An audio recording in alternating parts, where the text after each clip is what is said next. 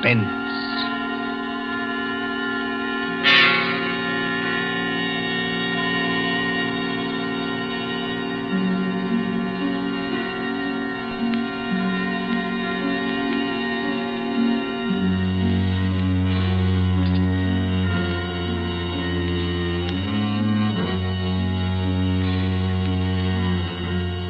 The thrill of the nighttime, the hushed voice and the prowling step, the stir of nerves at the ticking of the clock, the rescue that might be too late, the crime that is almost committed, mystery and intrigue and dangerous adventures.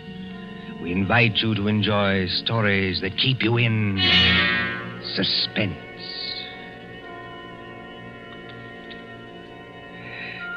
Can a man stake his life against $25,000? Can another and cleverer man track him down like a hunter, stalking his prey and kill him within 5 hours? Can you make a bet with death and win? For Suspense, tonight we present Will You Make a Bet with Death by John Dickson Carr.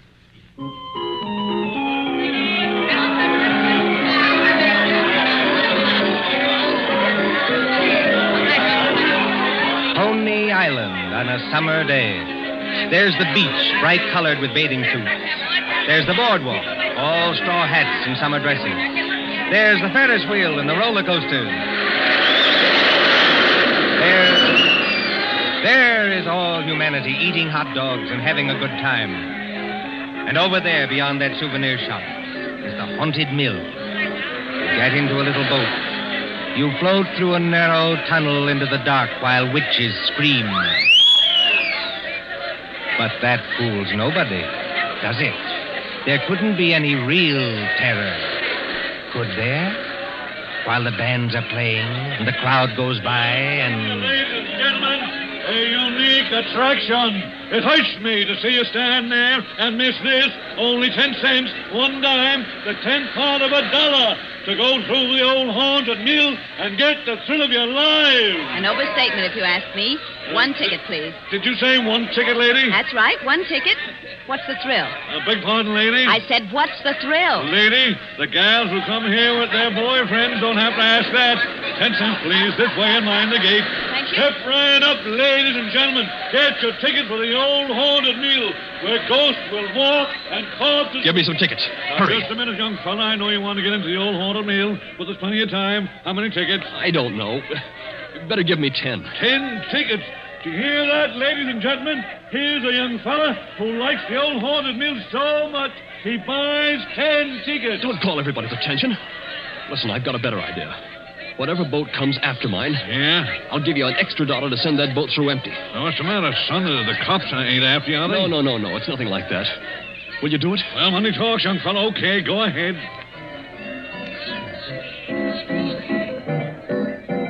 Isn't there an empty boat here? Well, really? You've got such a great objection to riding in the same boat with me? Oh, I'm sorry. I didn't mean that at all. Don't misunderstand. Then you'd better get in if you want to go. This boat's starting to move. Yeah, I better sit down. You certainly had. Look here, I want to apologize. That's quite unnecessary. This place is rather childish anyway, isn't it? Yes, isn't it? But I've seen everything else, so I may as well see this. Here we go in the dark. What was that? One of the ghosts, I imagine, from a machine. It sounded like him laughing. There isn't anybody in the boat behind us, is there? Oh, I can't see. It's pitch dark. Listen, Miss... My name is Andrews, Betty Andrews, if it's customary to exchange names in a place like this. Mine's Pendrell. Bob Pendrell. Did you say Pendrell? Yes. Do you know it? Oh, no, not exactly. It's an unusual name, that's all. I don't want you to think I'm out of my mind, though I very nearly am. But I've got 5 hours to go. Just 5 hours. At the end of that time, either I'll have won $25,000 or else... Or else? Or else I'll be dead. You know, I wish I'd kept you away from this boat. Well, there's nothing to get alarmed about. For you. I can't tell you much, but I had to tell somebody that or I'd have started yelling. There's just one other thing. Is there? In these places, they've usually got little dim-lighted rooms along the way. Yes, Exhibits. boats and things. Yes. Well, when we come to one, I'm going to get out of this boat and hide there. Just don't get alarmed, and don't tell anybody when you go out. Why should you do that? I think I see a light ahead. There is a light, but... Dim, too. That's all to the good. It's... Yes? We're coming around the corner. Look, I'm going to have company when I get off. A waxed dead man on a pile of straw. Oh, I hope I can stand these noises. Goodbye, Betty Andrews. I wish we'd met at a different time. Mind the boat! Here, what are you doing? Getting out, too? Don't be an idiot. What's the idea? You need looking after, Mr. Pendrell. And if we must hide, I suppose this is as good a place as any. I won't have it. Quick. There'll be more boats along. Over behind that dead man on the straw. He'll hide us. Hurry. Well... Now, Mr. Pendrell, in the queerest place I ever get into, please tell me what this is all about. I can't tell you. You said it yourself. If you don't tell somebody, you'll go crazy. Maybe you're right. It's against the strict terms of the bet. But this is the last day. And I tell you, I can't hold out any longer. Lower your voice. There's a boat coming.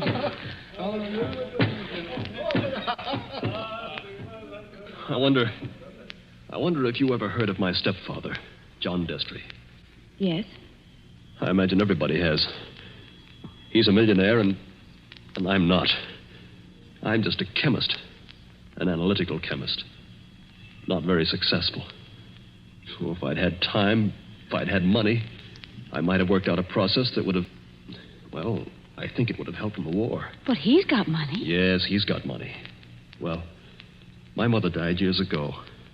This Destry's a big, white-haired, fine-looking fella. You'd think butter wouldn't melt in his mouth. He's got an apartment in the East 60s, secretary, I never met her, valet, cook, that kind of thing. Well, he used to invite me there. I wouldn't go. Then he got hold of a book I had to have, a German work on chemicals. So I went. After dinner in that study of his, over the brandy...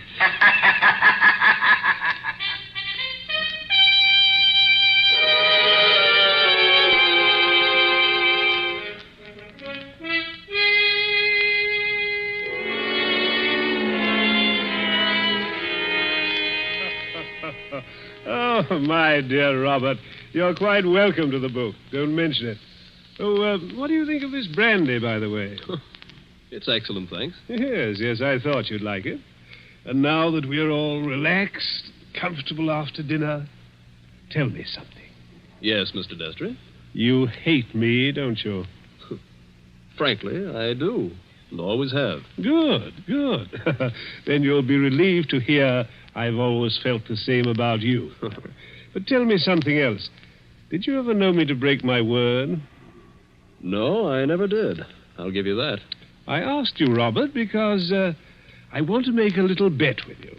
That is, if you have the nerve, which I doubt.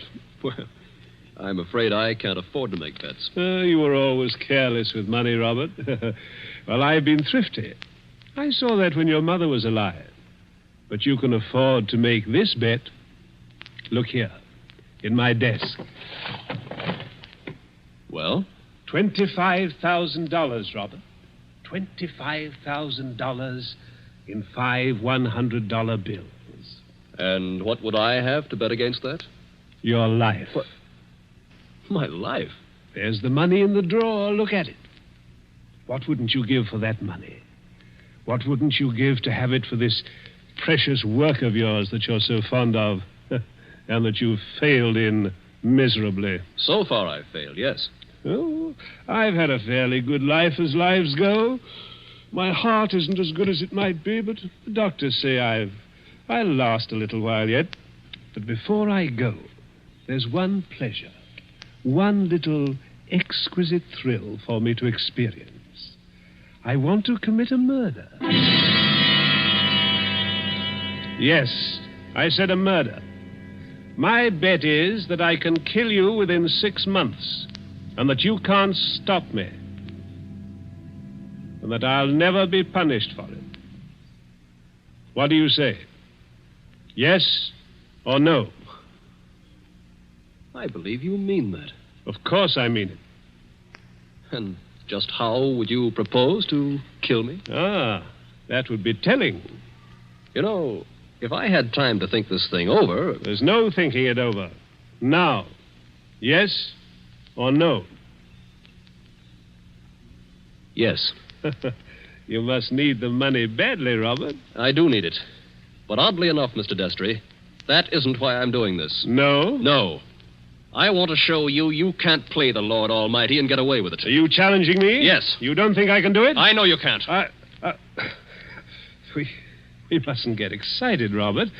There will be conditions to the bet, you understand? What conditions?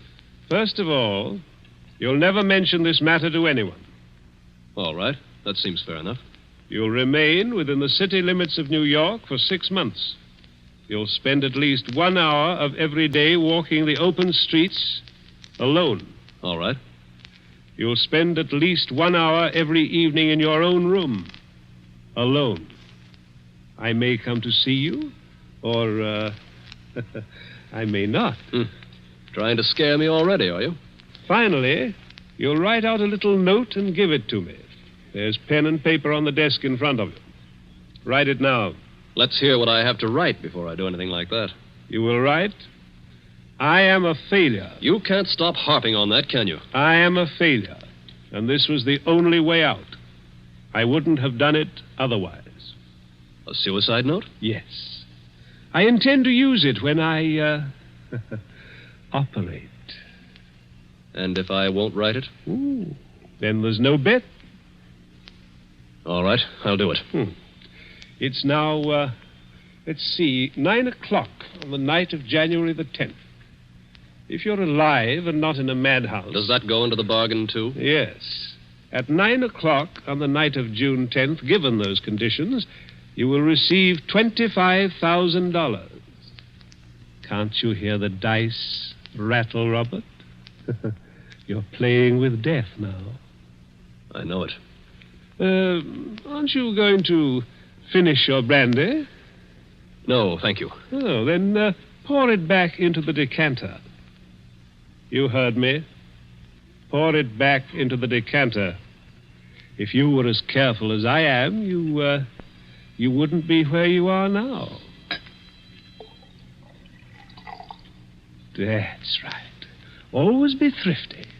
I can promise you, by the way, that you'll always be perfectly safe as long as you're in this apartment. But that's the only concession I make. I notice your hands are steady at the moment. I wonder what they'll be like a month from now.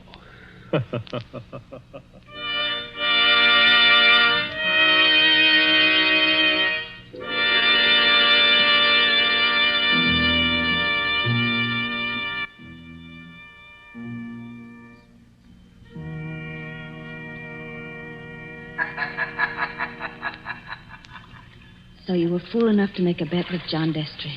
Listen, Betty. I want to tell you what else happened the same night. I got on a Fifth Avenue bus and started to look through that book that Destry gave me. It was a book that I wanted about poisons. Well, just as I opened it, I felt something sharp prick my fingers. I looked down, and my hands were covered with blood. He had sewn safety razor blades in a line down the inside edge of the cover. Oh, no. Yeah. A little white card fell out of the book, and I read it. It said, "See how easy it is to take you off guard? Those razor blades aren't poisoned, but they might have been. Take warning." Betty, that was 6 months ago. 6 months less 5 hours of careful, refined torture. And now, I've got only 5 hours to go. What's he done in the meantime? Nothing. Nothing. I don't understand. Nothing at all. That's the cleverness of it. He's left me waiting. Expecting something. Expecting it every hour of the day or night. Once at the laboratory where I work, I opened a box that I thought was from a chemical supply house. And a Mexican tarantula, one of those furry spiders about as big as your fist, ran out across my hand. It was a toy tarantula. He enclosed a card asking whether I didn't admire it. Bob, this can't go on. I used to think I didn't have a nerve in my body. I could hold the test tube at arm's length absolutely steady for minutes at a time. Now look at me. Don't, please, don't. But the waiting's almost over now. Walking the streets, wondering who's behind you. Sitting alone at night, listening for every step on the stair. He's got very little time left now, and he's got to do something. The question is, what's he going to do? Well, maybe he doesn't mean it. Maybe he's only doing it to scare you. And lose all that money? Oh, you don't know my stepfather. Listen. Huh? I don't hear anything. That's just it. There's no sound of running water. The boats have stopped. Then we're all by ourselves in here. All with him. Yes. Oh, Lord, how I wish I hadn't gotten you into this. Oh, I'm all right. Or at least I think I am. I thought I saw him in the crowd outside, but I couldn't be sure. I'm seeing him everywhere. Now, Bob, just a minute. Just tell me one more thing. Did you ever see Mr. Destry, face to face, after that first night? Oh, many times. He came to see you? He came to my laboratory once, yes, but mostly I went to see him. And why? Because it was the only place in the world I could feel safe. He's promised that nothing should happen to you while you were in his apartment. Don't you see it was part of the torture? Night after night he'd invite me, and I'd go, right up until last night. Last night, we were in that study of his, with the devil masks on the walls, and he was sitting behind the big mahogany desk.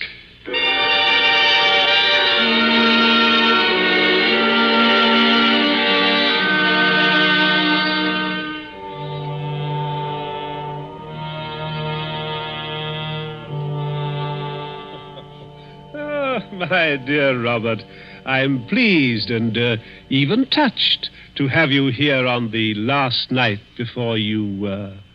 Why don't you say die and get it over with? Oh, well, let's not say die. No? The clergy contend that we never die. We only change. No. Now, let that be a consolation for you. Must you be going so early? There's that 1 hour at home rule to our bet, if you remember. I remember. You're keeping to the rule. Yes, and I mean to beat you at this if it's the last thing I ever do. The last thing I ever do. That's an unfortunate choice of phrase, Robert. My boy, you haven't a chance. Something's going to happen to you within the next 24 hours when you least expect it. Will you answer me one question? If I choose. Have you decided how you mean to kill me? I decided that 6 months ago. And you still think you can get away with it? It's a method which has never been known to fail. I give you my word of honor on that. Is it sudden? Yes, and no. Wouldn't you like to know what it is? Good night, Mr. Destry. I think I'd better be leaving. No, my dear boy, you mustn't go yet. Sit down. Pour yourself a glass of brandy. No, thanks. Then perhaps you wouldn't mind pouring me a little. My doctor allows brandy, though I'm forbidden spirits. I notice your hands are shaking quite a good deal. They weren't like that 6 months ago, were they? No. You were full of confidence then. Oh. And it grieves me to see you waste tobacco by lighting a cigarette and putting it out immediately. Oh, it's no use lying to you. But I'm going to beat you just the same. You wouldn't like to back out now? After what I've been through? You'd still have your life. I'll keep it, thanks. That's very unwise of you, Robert. Still, you must decide. Oh, I was expecting my secretary a little later to dictate some letters. But now, I think I'll leave her a message that I've gone to bed and turn in myself. Tomorrow is likely to prove an interesting day for both of us. Here's your hat, here's your briefcase, and let me wish you a fond, peaceful, and happy good night.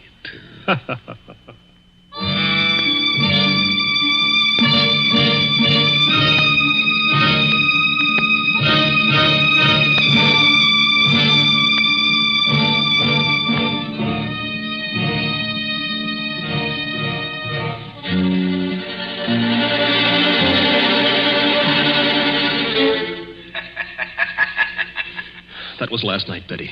I said I had 5 hours to go. It's less than 4 hours now. If I can keep away from the old devil until 9 o'clock.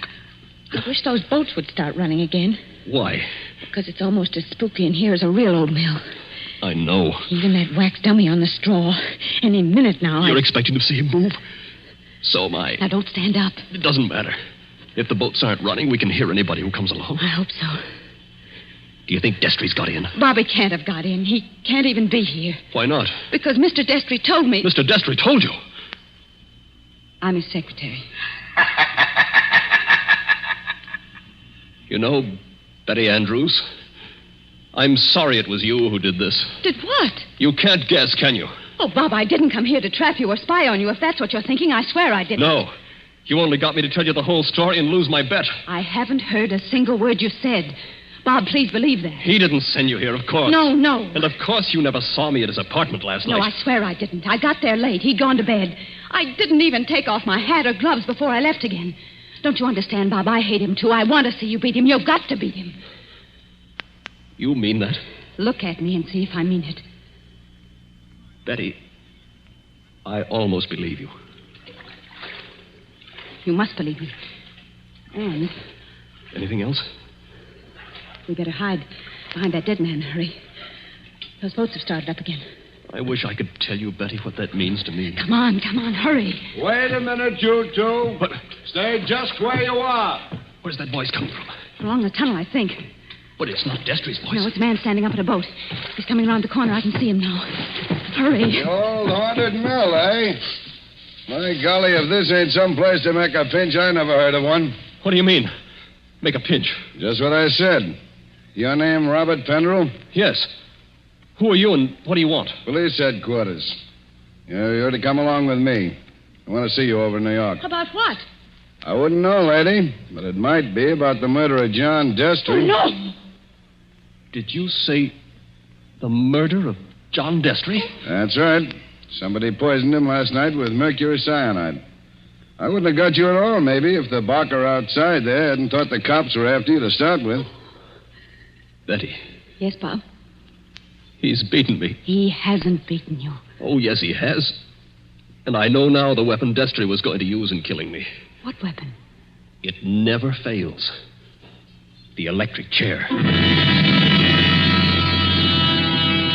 You mustn't talk like that. Don't you see? He never once intended to kill me in the way I thought. Are you coming quietly, Mr. Pendrell? Just a minute. He's poisoned himself. But he's left evidence to show I did it. He's killing me the worst way possible. He's won the bet. The money doesn't matter now.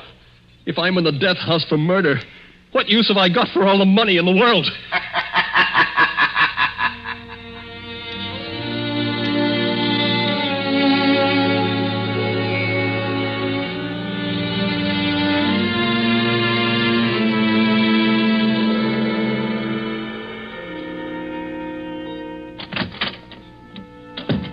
Pendrell, let me introduce myself. My name's Mullen, Inspector Mullen.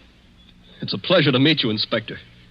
It's a pleasure to be safe again. I've had you brought here to my office for a little quiet talk. You're in a jam, son, and I want you to realize how bad it is.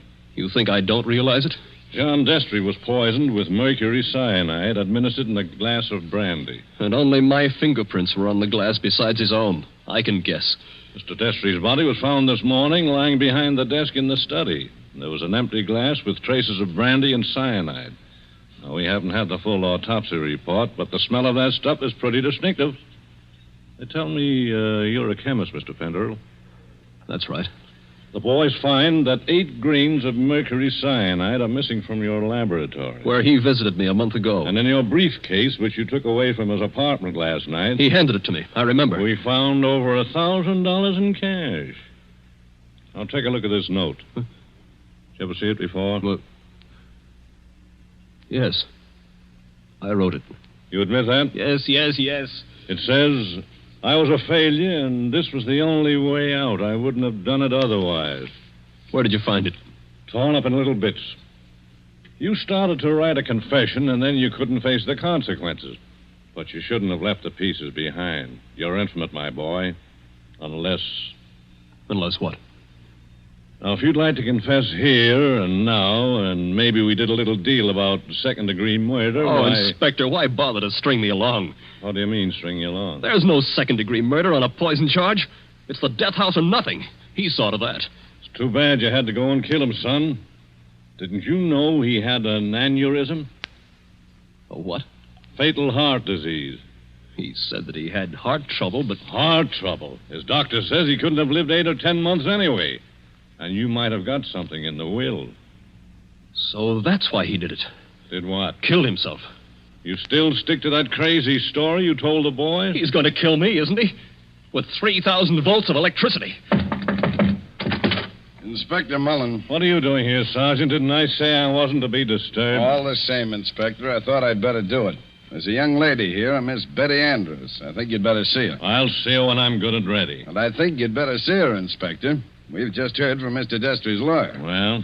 He said that young fellow there, Mr. Pendrell, inherits $25,000 in Mr. Destry's new will. Did you hear that, son? Do you see what you'd have gotten if you hadn't gone and killed him? He was keeping his promise, that's all.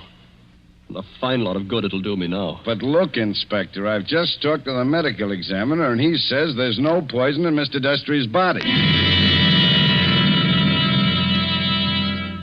Say that again? There's no poison in the old man's body. Somebody's kidding you. An empty glass with the smell of mercury cyanide and a dead man with a congested face behind the mask? What did kill him then? Well, if you'd like to listen to Miss Andrews, Inspector, she's right here now. I think you'd better listen, Inspector. I've been trying to tell you all afternoon. Go ahead, Miss Andrews. I've been over and over it. But until they got the medical report, nobody would listen. Can you tell us what killed John Destry? Yes. Poison killed him. But the sergeant's just been saying there was no poison in the body. Inspector, will you listen? I was at Mr. Destry's apartment late last night. Well, so what? You didn't kill him, did you? The servant said he'd gone to bed. So I looked into the study to see if there were any instructions. Was Mr. Destry dead then? I don't know. I couldn't see his body because it was hidden behind the desk. I didn't even learn he was dead until late this afternoon. But I did see a full glass of brandy. A full glass, did you say? Yes. So I picked up the glass and poured the brandy back into the decanter. That's what he always made us do. And I didn't leave any fingerprints because I was still wearing my gloves. And that was the same glass you later found empty. But you still are not telling us what was the poison that killed John Destry. It was the poison in his own system. He worked out this plot to convict Bob Pendrell. Only just as he stretched out his hand to drink the cyanide... Inspector, I think I see it. It was his last great hour. He couldn't resist such gloating as he'd never known before. That's it. His heart wouldn't stand it, and he fell dead behind the desk. And I think, if you study the expression on his face, you'll find he died laughing.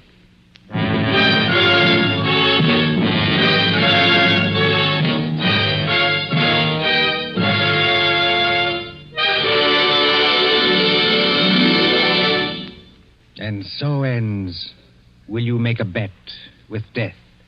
Tonight's story of Suspense. The part of Bob Pendrell was played by Michael Fitzmaurice. Betty was played by Lesley Woods. John Destry was played by Nicholas Joy. And in supporting roles were Ted DeCorsia and Charles Slattery. Again next Tuesday at 9:30 p.m. Eastern Wartime. A story dedicated to the thrill of the nighttime, the hushed voice and the prowling step. Another adventure in Suspense.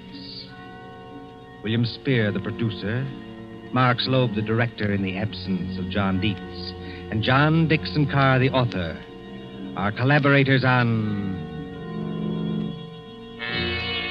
Suspense.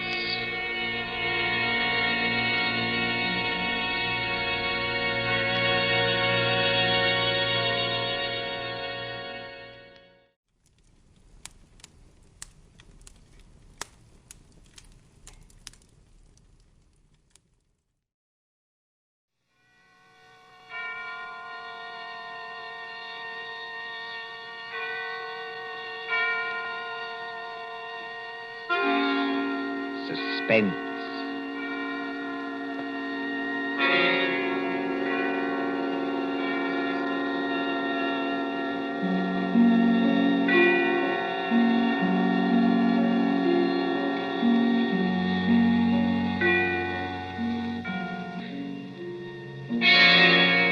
Suspense. For Suspense, tonight we present Menace in Wax by John Dickson Carr.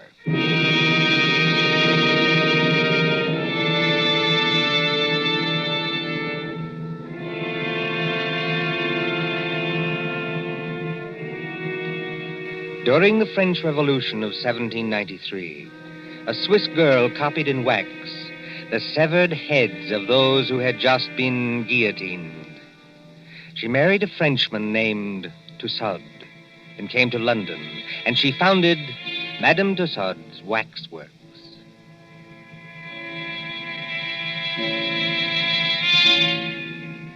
There it is, still in Marylebone Road, near Baker Street Station. Not the original building. That was destroyed by fire. But it remained untouched when a darker shadow than revolution came to England. And they plastered high explosives all along that road and hit the cinema next door. We are going to London under the bomber's moon.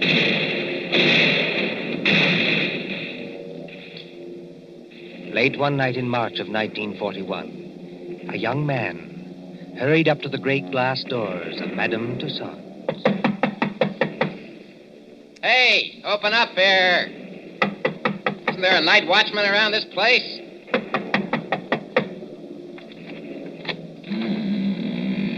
There is, Governor, and I'm him. Now, what do you want at this hour of the night? My name is Rogers. I'm from the Daily Record. Oh. If you'll let me get inside, I'll show you my press card. Didn't you get any orders about me? Well, maybe I have at that.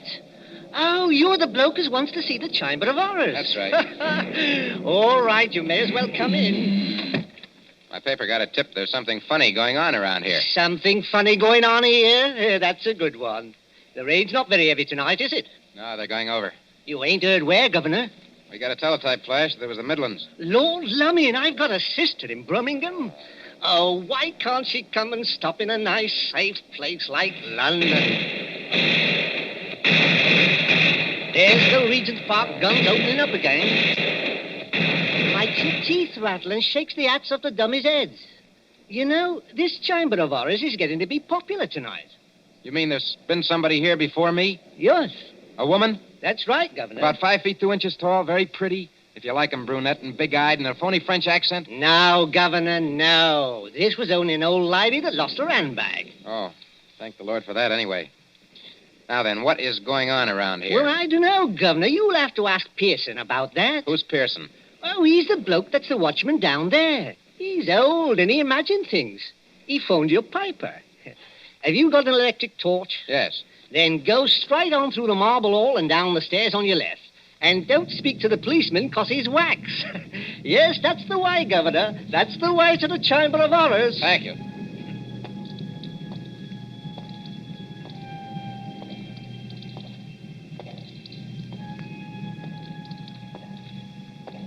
Pearson? Hello, Pearson. Pearson.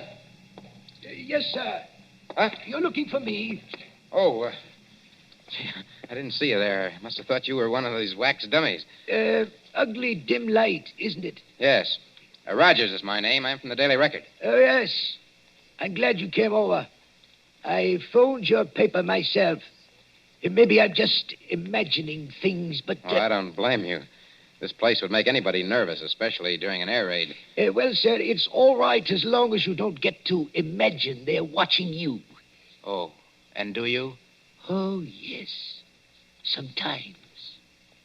That's the gambling group in the center there. Uh-huh. What's that thing over there? That's the famous guillotine. Oh, wait a minute, old boy. You're not trying to tell me that's the original guillotine? No, that was burnt in the fire. Madame Tussaud bought it from Sanson, the executioner. Let me tell you something, Mr. Rogers. What?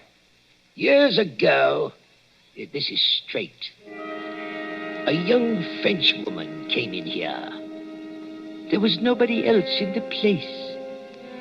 She thought it'd be great fun to say she'd put her neck in the same guillotine as Marie Antoinette. So she climbed up on that platform. She snapped the little wooden collar down round her neck, shutting herself in. All of a sudden, she realized she didn't know which spring controlled the collar and which spring controlled the knife. Oh, good Lord, she didn't. No. But they say she went crazy. They say she screamed and screamed. What's that? I'm sorry. I didn't mean to scare you, but sweet Mama, I'm so scared myself I cannot help it. Susie. Oh, no, not Susie. Susie? You make it so it rhyme with floozy. That is not nice. Why, you little devil. I ought to turn you across my knee. What are you doing here? And will you forget that French accent? You're driving me crazy. You know this young lady, sir? Do I? She works for my paper. She's haunting me. Oh, Bert, that's not nice. I like the way I talk. I only try to give you ideas. It's just what I mean. Now take your arms from around my neck. She's French, sir. Her mother came from New York, like I did. She's got some funny ideas, accents, and disguises. So I dress up as an old lady, and I come along, too. That is clever, no? Definitely no. But I go into what I think is the ladies' room, and there is Jack the Ripper. I'm so scared I almost kick the ghost. Whatever else you do, miss, for the love of heaven, put out that cigarette. It is not permitted? It is what they are most afraid of in this place. Fire.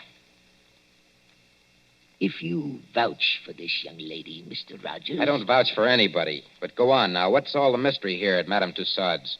You see the group over there? It's called the Gamblers.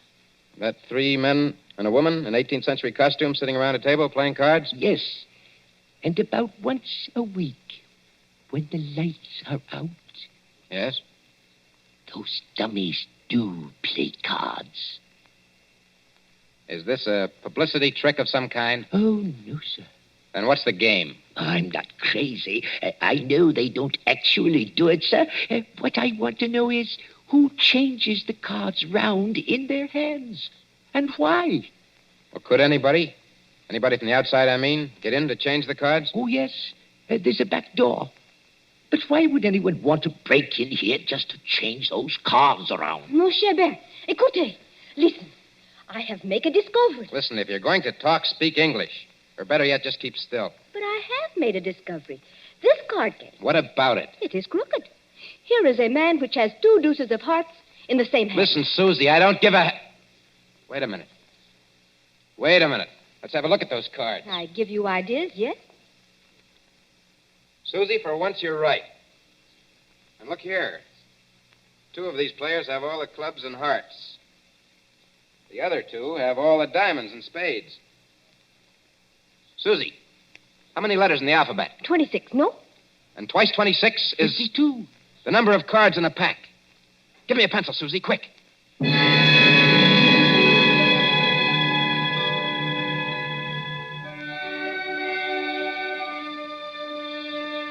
War Office, Whitehall. MI5, headquarters of military intelligence. There next morning in the map room used as an office by Colonel Warrender. Mr. Rogers, I am a busy man. I appreciate that, Colonel Warrender. Anyhow, sit down. Thank you, sir. Now, what's all this? These cards you claim form a code. Is that it? Yes, sir. Now, look, sir. Let each letter of the alphabet represent a card in clubs and hearts. That's 26. And then? And then when you get to the middle of the message, switch the alphabet over to diamonds and spades. Then you won't keep on repeating. Now, will you read what I've got written on this piece of paper? Jack of diamonds, Q. 3 of clubs, F. Well, that doesn't seem to mean much. Oh, never mind the cards, Colonel. Just read the letters. Q, F, A, C, T, O, R, Y. Yes, sir. Q Factory. Go on. Just a moment. What is that infernal noise? Johnson Burroughs. Don't bother with that, sir. Just read the message, please. Oh. Q Factory. 10 p.m., 15th. Today's the 15th of March, Colonel. All preparations made. Use dive bombers. I see. This message was left openly. So openly that nobody ever noticed it. Yes, the trick's been tried before. No contacts, no gatherings, no letters that might be intercepted. A whole spy ring could walk through that wax museum and read the message without being seen. You newspaper men trying to teach me my job? Oh, I'm sorry, sir. I only... No, go on. Well, don't you see? 3 or 4 little boats with portable wireless sets go down the Thames estuary. When they're beyond pursuit, they send that message by radio. Somebody listens. And it's no secret in Fleet Street, sir, that Q factory is out in the wilds of Gloucestershire. There's no secret anywhere. And that we're making the Shaftesbury bomber out there. So tonight, unless we do something about it, they're coming over and bomb Q factory to blazes. That's impossible. Why? Or can't you tell me? I can tell you this much. Yes, sir? Q factory is so well hidden that even our own pilots can't find it from the air. That's one objection to this message. Any other objection? Yes, this talk about dive bombers. Dive bombers in a night attack? What's the good of a dive bomber if he can't see its objective? Well, suppose somebody showed a light. He'd be shot dead as soon as he showed it. Every inch of country for a quarter of a mile round the factory. A quarter of a mile, Mr. Rogers, is patrolled day and night. Well, just the same, they're going to have a try at it, sir. How? I don't know how. Then, if you'll excuse me, Mr. Rogers... Well, listen, Colonel Warner, will you give me a pass to go down there to the factory? Certainly not. No one's permitted to go there except the workers. How is the place defended? There's a night fighter station nearby, and several batteries of 4 3.7 guns. Then give me a pass to the fighter station or to the gun post. That's a legitimate newspaper request. Well, I might manage a pass to one of the gun posts here. Then you'll do it? Well, what on earth is that infernal row? It sounds like somebody locked up in a coat cupboard. Yes, as a matter of fact, Colonel, it is somebody locked up in a coat cupboard. A young lady, so-called. A young lady? Who locked her up? I did. And just what the devil do you mean, sir, locking up people in coat cupboards in the War Office? Well, she's a bit excitable, Colonel. I thought that she'd better not see you. Oh, thanks for the consideration.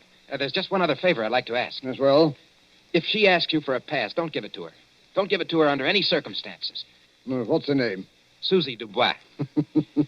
You're rather too late for that, young man. The Public Relations Office granted her a pass 2 hours ago. What? Oh. A woman to an anti-aircraft battery? This is what we call a mixed battery. Women on the guns as well as men. She said it would make a good human interest story for the press. I must say, I agree with her. One moment, Mr. Rogers, before you go. Yes, sir. That gun post is fully 2 miles from the factory. You can go there, but if you take one step further, you'll be shot on sight by our guards. I warn you. I'll be careful, Colonel. I'll be careful.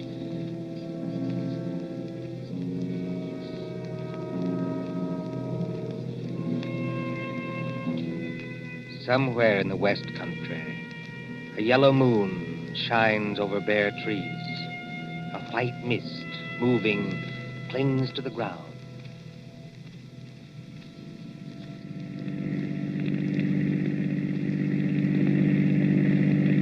Susie, are you sure we're on the right road? Ah, mon cher, they have taken away all the signposts in case there is an invasion. I know that.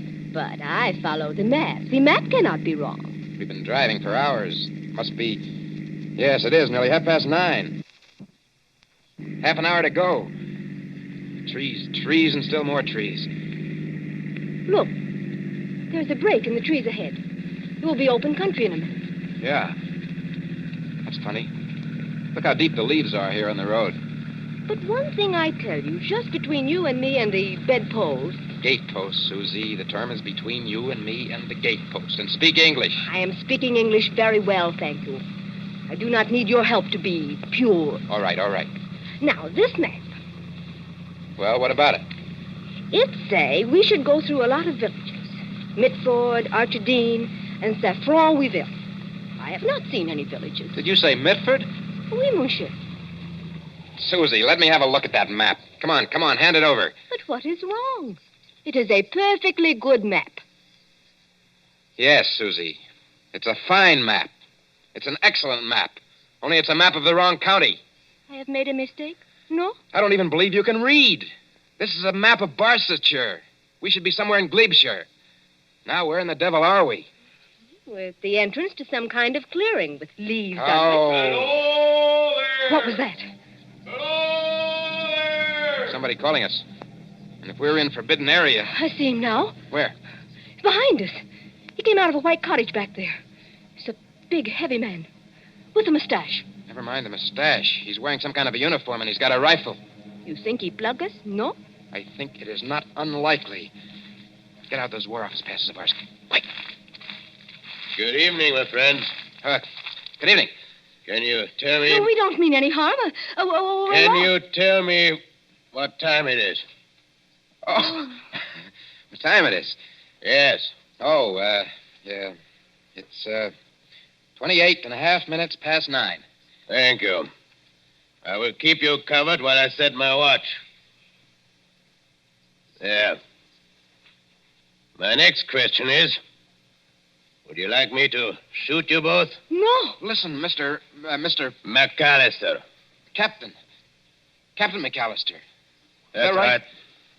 Captain, this girl, she's been reading the wrong map. You see, we don't even know where we are. You're in Hollywood Forest, my friend. Hollywood Forest? Is that good or bad? And you don't know what's just beyond the edge of this clearing? No. There's a big open space of 1/4 of a mile. In the middle of that open space... Q Factory. We're right on top of it. Then you have heard of Q Factory, my friend. Captain McAllister, we're from the War Office, and we've got passes to prove it. Let's see the passes. We were trying to find gun site number... I've forgotten the number. But it's here on that card. You've passed the gun site. 2 miles back up the road. All right. Here are your passes. What are you going to do to us? I'm not in the regular army. You can thank your stars I'm not. I'm forestry preservation. Oh. You are not going to chuck us in the cooler, even? No. Now turn that car around, get back along this road as fast as you can. If they fire at you, as they probably will... Oh, I wish I am home. Pray no, Mao, I wish I am home. Well, then hope for the best. My watch had stopped, and you did me a good turn. Now, hurry along. Hurry.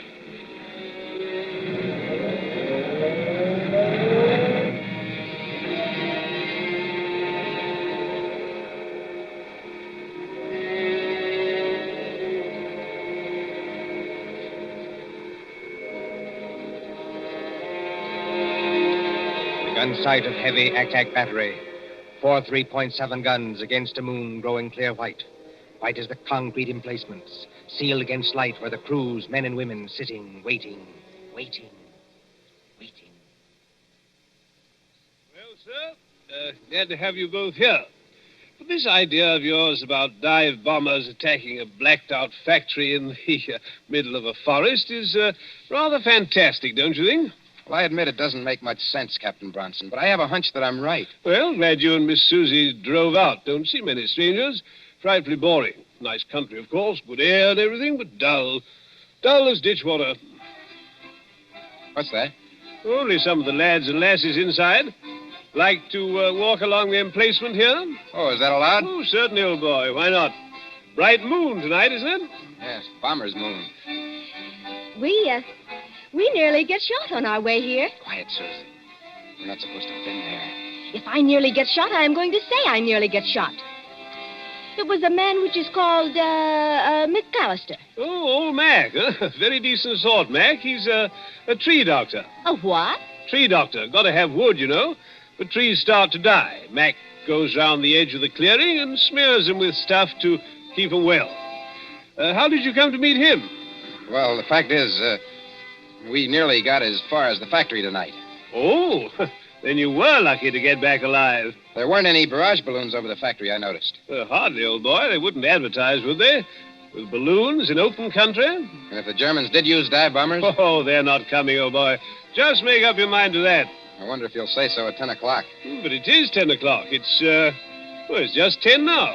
Well, it can't be. We drove here like blazes. It was only 9:30 then. Well, then your watch must be very slow, old boy. No, I'm afraid you're wrong. I've never seen it quieter. Cold tonight, very dry for March. Look all around you. Moonlight, open country, not a sign of life in it. Quiet, peaceful, and silent as the great... What was that? By George, I think we've got some visitors. I think we're going to see some fun. Enemy planes approaching south-southwest. Action stations. Enemy planes approaching south-southwest. Now do you believe me? Better stand back, old boy. Operation Crew's coming on. I said, now do you believe me? I want you to watch these girls work. They do everything, you know, except actually fire the guns. Now, keep your hair on, old boy. Susie, he still can't see it. Oh, they'll only be going over. You think so? Oh, yes. We sometimes get a crack at them when they're making for Bristol. Standing by for action. Standing by. Listen.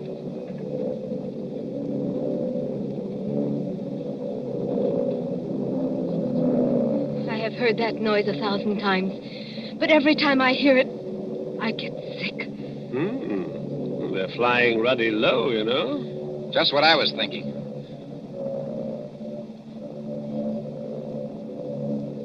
Spotter! Spotter! Any identification?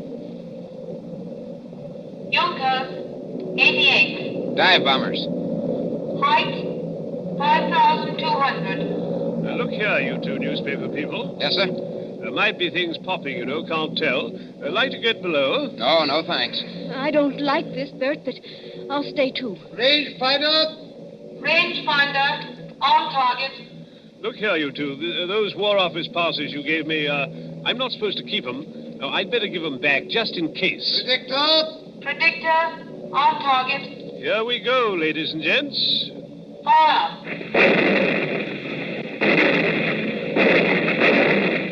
Stand by. Predictor on target. Fire. Stand by.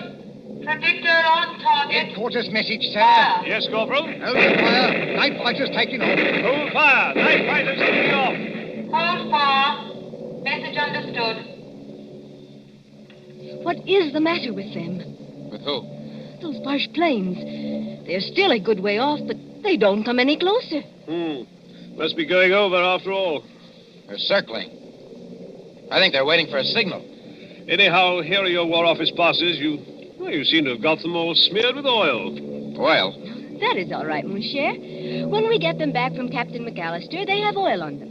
I think maybe he dropped them on the leaves because there's oil on the tires of the car, too. Then I think how always in this we meet things that burn. At Madame Tussauds last night, they would not let me smoke a cigarette in case of fire. Fire. That's it, fire. What's the matter with you, old boy? Why did that fella, way out at the end of nowhere, want to know what time it was? Are you scatty? McAllister, you told me so yourself.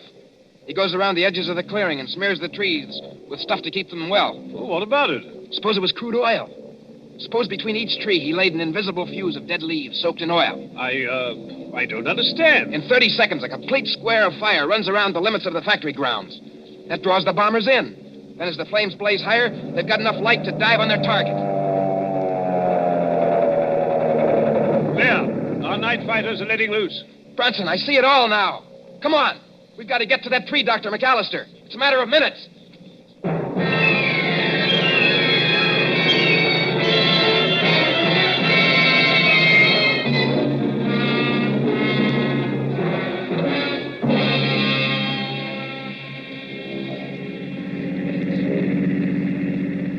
Susie, is Brunson following in the car behind us? Yes, he's following, and men with rifles. We've got to get to McAllister's cottage. This McAllister... I'll bet you 10 to 1 the real McAllister's either dead or tied up in that cottage. The fellow we saw was an imposter. Look out, Susie. Keep your head down. Oh, those fighters. They will chew up every younker in the place. They have not got the chance of a snowshoe in heaven. No, Susie, not a snowshoe in heaven. You mean... I know you are English at a time like this. What I cannot understand... Look out! I don't see why he hasn't set his signal off. What is delaying him? Why don't he strike a match when the bombers come over? Because he's a good Nazi. A good Nazi? My watch was slow, don't you remember? And I gave him the wrong time. He had orders to strike his match at 10 o'clock, and he'll not do it until 10 o'clock if there are 500 planes instead of 20. Bert, I see him. Where? Far up the road. He's running. Yeah, that's him. Think we can reach him before he gets to the clearing? Not the chance of a snowshoe in heaven. Signal Brunson to pass us. A long shot with a rifle might... Bert, one of the Junkers is hit. Huh? He's right over us. That's not all. He's unloading his bombs. That whole stick's coming straight down in our direction. Keep your head down. I want to see. Put your arms over your face.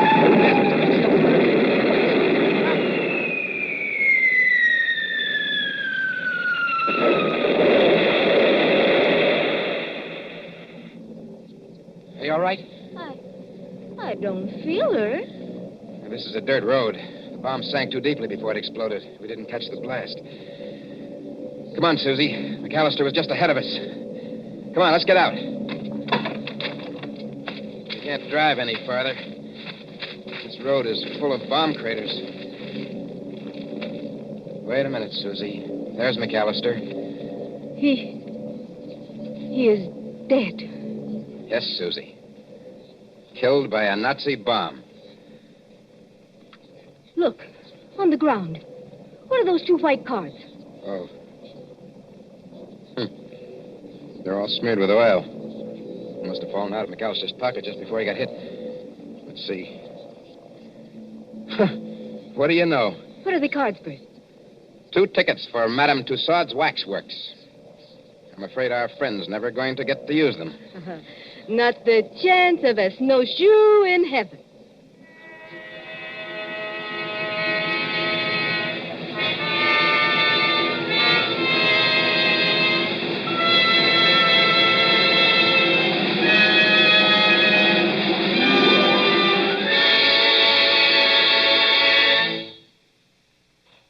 And so ends Menace in Wax. Tonight's story of Suspense. Columbia presents these stories of mystery and intrigue and dangerous adventure for your relaxation and enjoyment. Next Tuesday, there'll be another in this series. Same hour, 9:30 Eastern Wartime. William Spear, the producer. John Dietz, the director. Bernard Herrmann, the composer, conductor. John Dickson Carr, the author. Our collaborators on Suspense.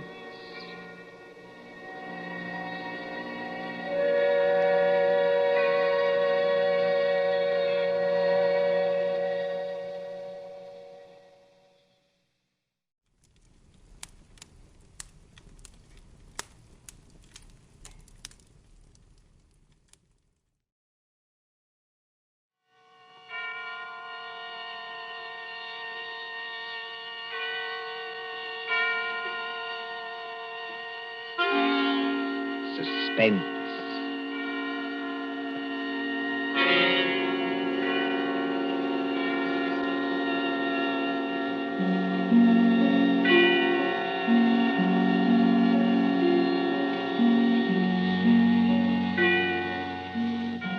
The hushed voice and the prowling step in the dead of night. The crime that is almost committed. The stir of nerves at the ticking of the clock. The rescue that might be too late, or the murderer who might get away. Mystery and intrigue and dangerous adventure. We invite you to enjoy stories that keep you in suspense. For Suspense, tonight we present The Body Snatchers by John Dickson Carr.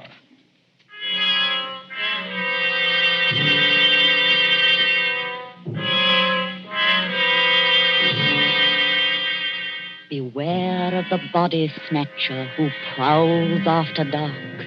Beware of the graves he robs. Beware of the murders he commits to provide new corpses for the doctors.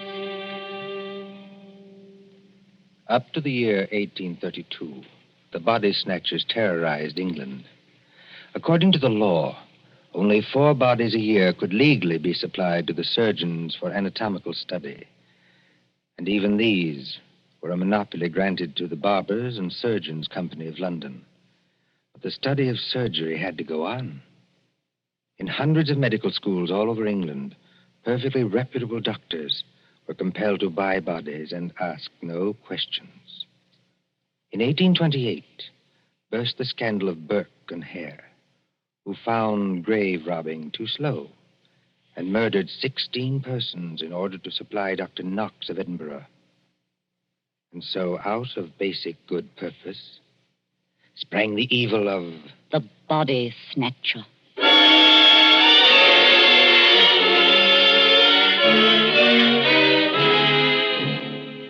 Turn back the clock now to a cold night just 110 years ago.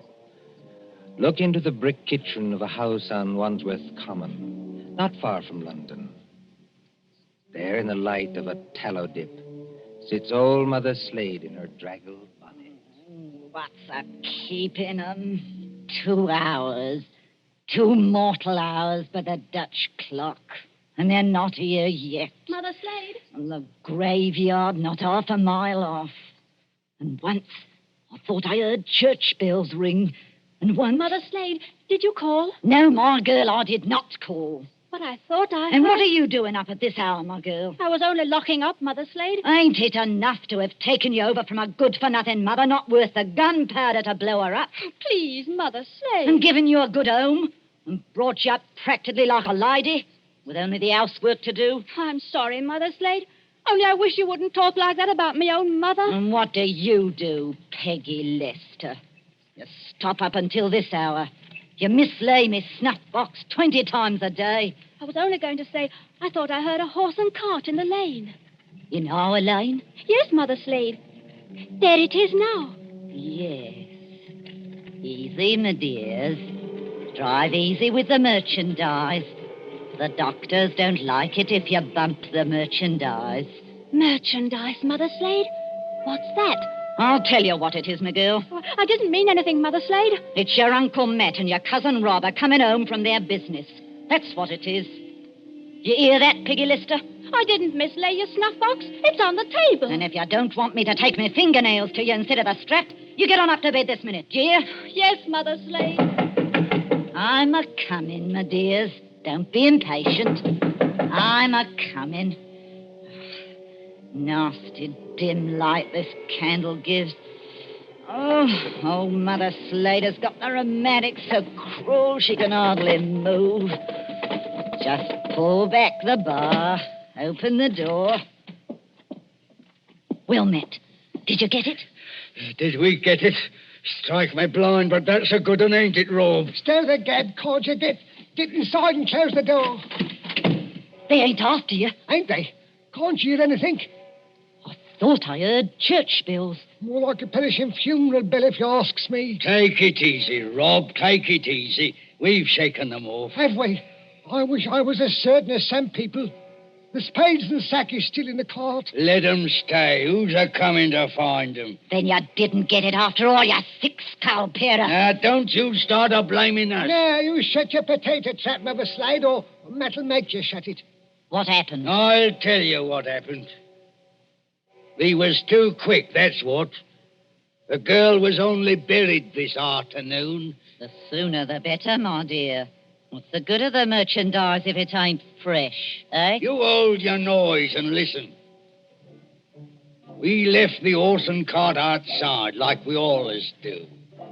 We creeps up to the lich gate of the churchyard. Walk softly, Matt. Walk softly, Rob, in your oily beaver hats and neckcloths, under the starlight and the white frosted elms. Take care of the graves, too. Spring guns may be set in some of them to protect the dead from marauders. And if the coffin is one of those new iron ones, all your labor will be in vain. Open the gates softly. Don't make such a bloody row with them shovels. I can't help it. I'm loaded down with all this stuff. Oh, and who'll do all the work when we do get there? I will. Matt. Aye? Listen. I can't hear nothing except your teeth are chattering. Matt, there's other people besides us in this here churchyard. Aye, 200 or 300 deaders. But they won't bother us. I means living people. Don't talk soft. Somebody's got a dark lantern. I seen it flash past the gravestones. Oh? Where? Can't you see it now? It's a-coming straight toward us. Yes, I see him. Come on. They've seen us, Matt. Let him have it, lad. Easy, Dr. Rob. Down behind the gravestones. Crouch down. They can't shoot through stone. Matt, it says here, sacred to the memory It's of... the girl's relatives. They've been watching her grave. All the good boys.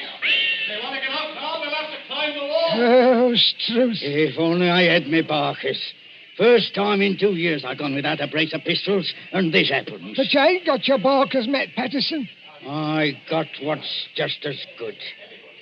Give me a shovel. What are you going to do? Charge 'em. This here shovel's got a nice edge.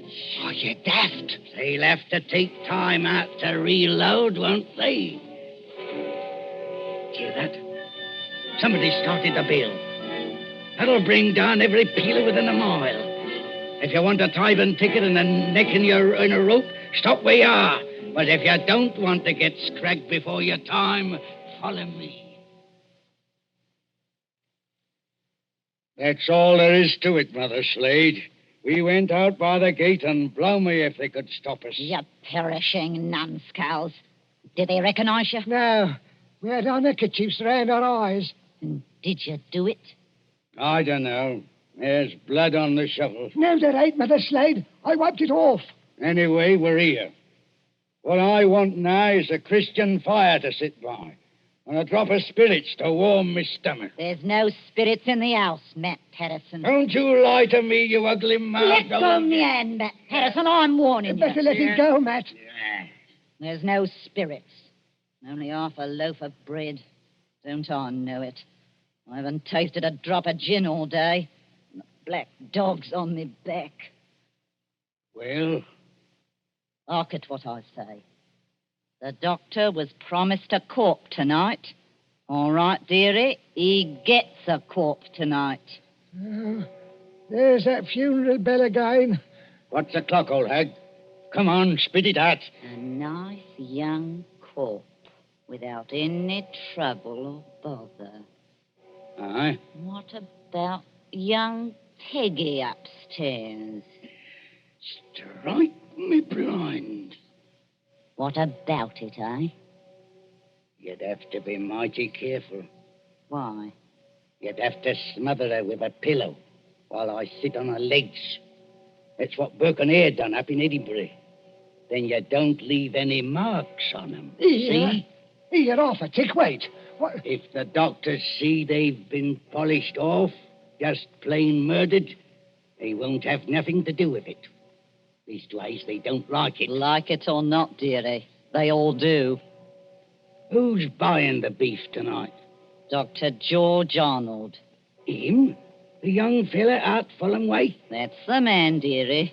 But I thought he was too pious and holy to play. That's what Dr. Arnold thought, too, till they started putting the screws on him at Bart's College. No corp, they said to him. No lecture. No lecture, no students. It all comes to it, dearie, sooner or later. What beats me is why they got to have these bodies. You'd think the doctors killed enough people as it is, without buying them after they was dead. Don't you question the ways of Providence, Matt Patterson. You can't do it, Matt. You can't do it, Mother Slade. You stow that noise, Bob Prentice. Do you want to wake the poor girl upstairs? But you can't do it. This cove Arnold, he knows her. Arnold knows who? He knows Peggy.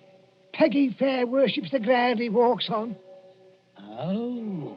He set her arm once when Mother Slade broke it, accidental-like, and she can't forget him. What's Arnold going to think when he opens up the sack and he finds What can Arnold do? He's bought her, ain't he? He can't go to the police and say he's bought her. Peggy Lester. Don't do it, Mother Slade. Don't do it. And how do you two thickheads know what Mother Slade is going to do? You're going to kill her, ain't you? Peggy Lester.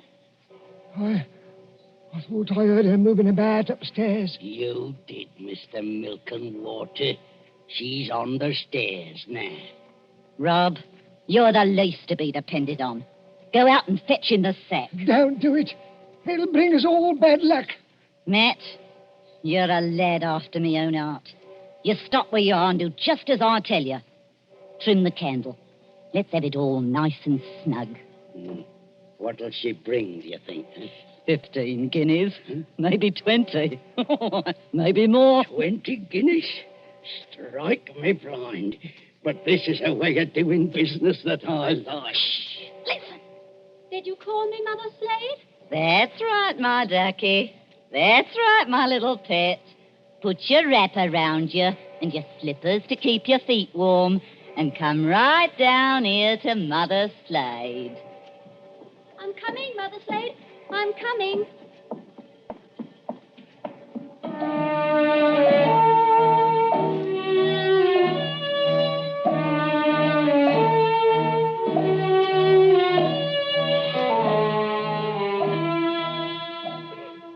Who in those times would be a surgeon and still be an honest man?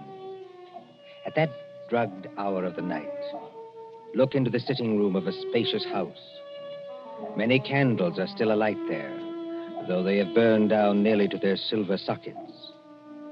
There is Chinese paper on the walls and a turkey carpet underfoot. In front of the fire, now almost out, sits Dr. George Arnold with his bottle green coat and heavy hair.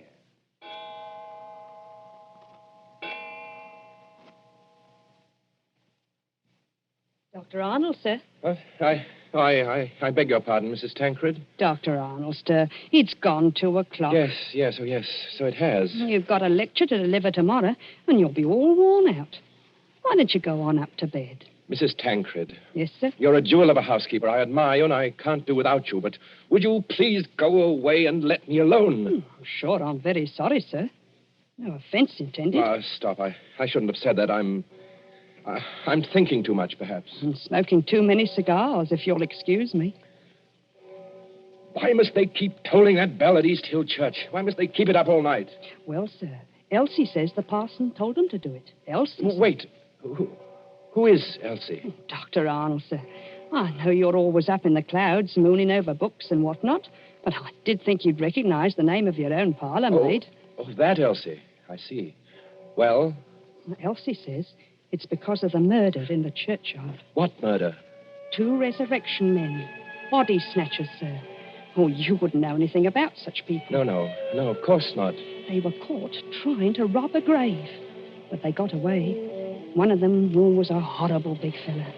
Split Willie Kendrick's head open with the edge of a shovel. Is anything wrong, sir? No, not exactly. Well, I thought for a second, seeing how you looked. Did they get the body? Yes, sir. It was Willie Kendrick. His head was split open with a shovel. No, I mean, did these resurrection men get what they were after? No, sir. Thank God. Oh, you may well say that, Doctor. I wasn't exactly speaking in the religious sense, but never mind. Well, Elsie says there are what she calls peelers all over the place. Peelers? Yes, these new policemen. After Sir Robert Peel. And somebody from the new detective police that they're using instead of the Bow Street runners. Well, Mrs. Tancred, I'm going to smoke one more cigar, and then I'm going to bed. Very good, sir. You see, sometimes you give orders, then it's too late to recall them. Whatever the medical practice is, you can't look your conscience in the face afterwards. Then, I can't tell you how or why, a miracle comes along and saves you, and you're free, What was that? Sounds like a horse and cart in the drive, sir. Mrs. Tancred. Yes, Doctor? Will you please go upstairs? Now, make haste. Well, if it's visitors, sir, or even a patient... Mrs. Tancred, you heard my instructions. Obey them. Sir, there's the front door Yes, bell. I heard it. For the last time, go away. I will admit whatever visitors we have. Yes, sir.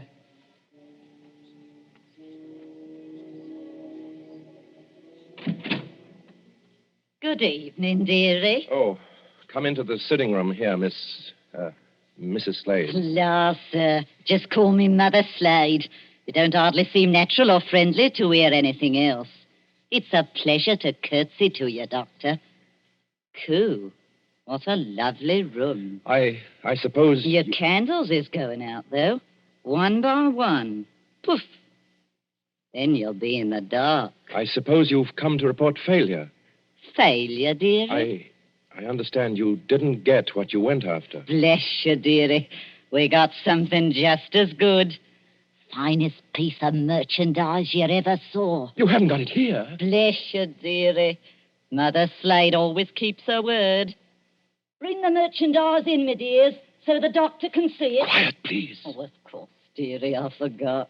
The big fellow with the black eyebrows is Uncle Matt. The little fellow with the watery eyes is Cousin Rob. And between them, in that sack, they're carrying... Well, who is it in the sack?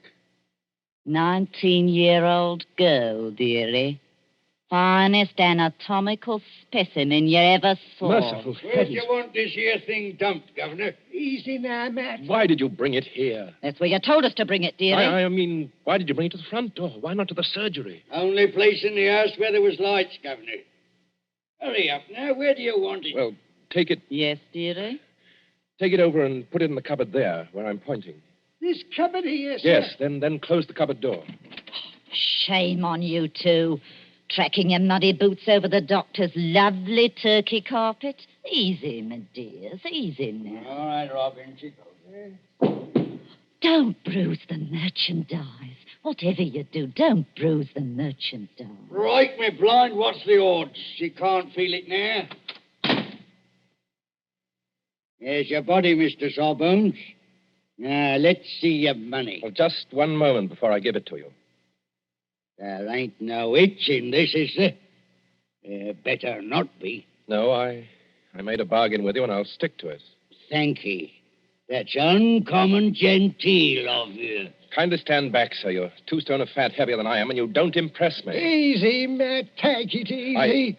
I want to ask only one question. Where did you get that body? That's a question, dearie, what people in your profession don't ask. Why not?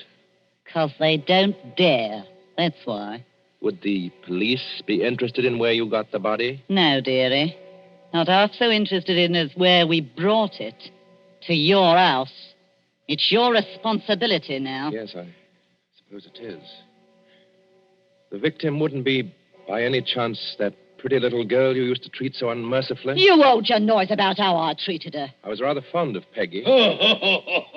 Strike me blind. I think the Sawbones... Oh, get out of this house, all of you. Go on, get out. Not without that money, dearie. It's 20 guineas now. There's money on the table under that newspaper. Take what you want, and get out of here before I... Oh, what was that? Aye. What was it? A late visitor, I imagine. Was you expecting anybody? Eh? No. Don't drop the lovely money, Rob. Don't drop it all over the carpet. Pick it up. Is there a back way out of here? Yes, it's the way you should have come. Through that arch and down the passage. Thank you for the rhino, Governor. And no games, mind you, if you know what's good from you. Good night, dearie. Remember, you've got the body now. Yes. I've got the body now. Poor little devil. Dr. Arnold, sir. In heaven's name, Mrs. Tancred, haven't you gone to bed yet? I had to get up, sir, to answer the bell. Yes, of course. I'm sorry. Dr. Arnold, what's the matter with you? Matter? You're as white as a ghost, and you're almost crying. Am I? Well, we must remedy that. Oh, it's so dark in here, I could barely see you sitting there. The candles going out, one after another. Nothing but smoke and an ugly smell of grease, and that cupboard door. What about that cupboard door? Oh, I always declare, sir, it won't keep shut without any latch or bolt, if you'll excuse the liberty. Mrs. Tancred, keep away from that cupboard. Dr. Arnold, sir. Are you ill or anything? No, but keep away from that cupboard. Who rang the bell? Oh, dear, I was almost forgetting. It's that man Elsie was talking to us about. What man? The officer of the detective police, sir. He wants to see you. Well, I'll see him, but in some other room, not here. It's as you say, there's not enough light. Not a bit of it, Doctor, not a bit of it. Never too dark, as you might say, where the police are concerned. I couldn't help it, sir. He must have followed me down the hall. Are you... That's right, Doctor. I'm Stalker at your service. Inspector Stalker. Well, how do you do, Inspector? Mrs. Tancred, you may go. By your leave, sir. I'll just get some more candles and put them in that bracket by the cupboard. It's not in use. No, you needn't trouble. It's no trouble, sir. Excuse me. First of all, Doctor, I must apologize for intruding as late as this. Not at all, Inspector. Will you be seated? Thank you, sir. Thank you kindly. Now, I dare say you're wondering why I'm here. Oh, yes, I am, rather. It's a bad business, Doctor. A very bad business. You mean the murder in the churchyard? Oh, you've heard about it. Well, my housekeeper said something about a man being killed with a shovel. That's right, Doctor. Not much doubt about who did that. No? No. The little fella dropped his dark lantern with the initials on it. They're professional body snatchers. We've had our eye on them for a long time. Speaking of body snatchers, Doctor... Well?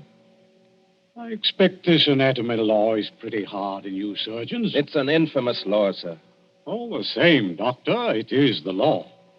Yes.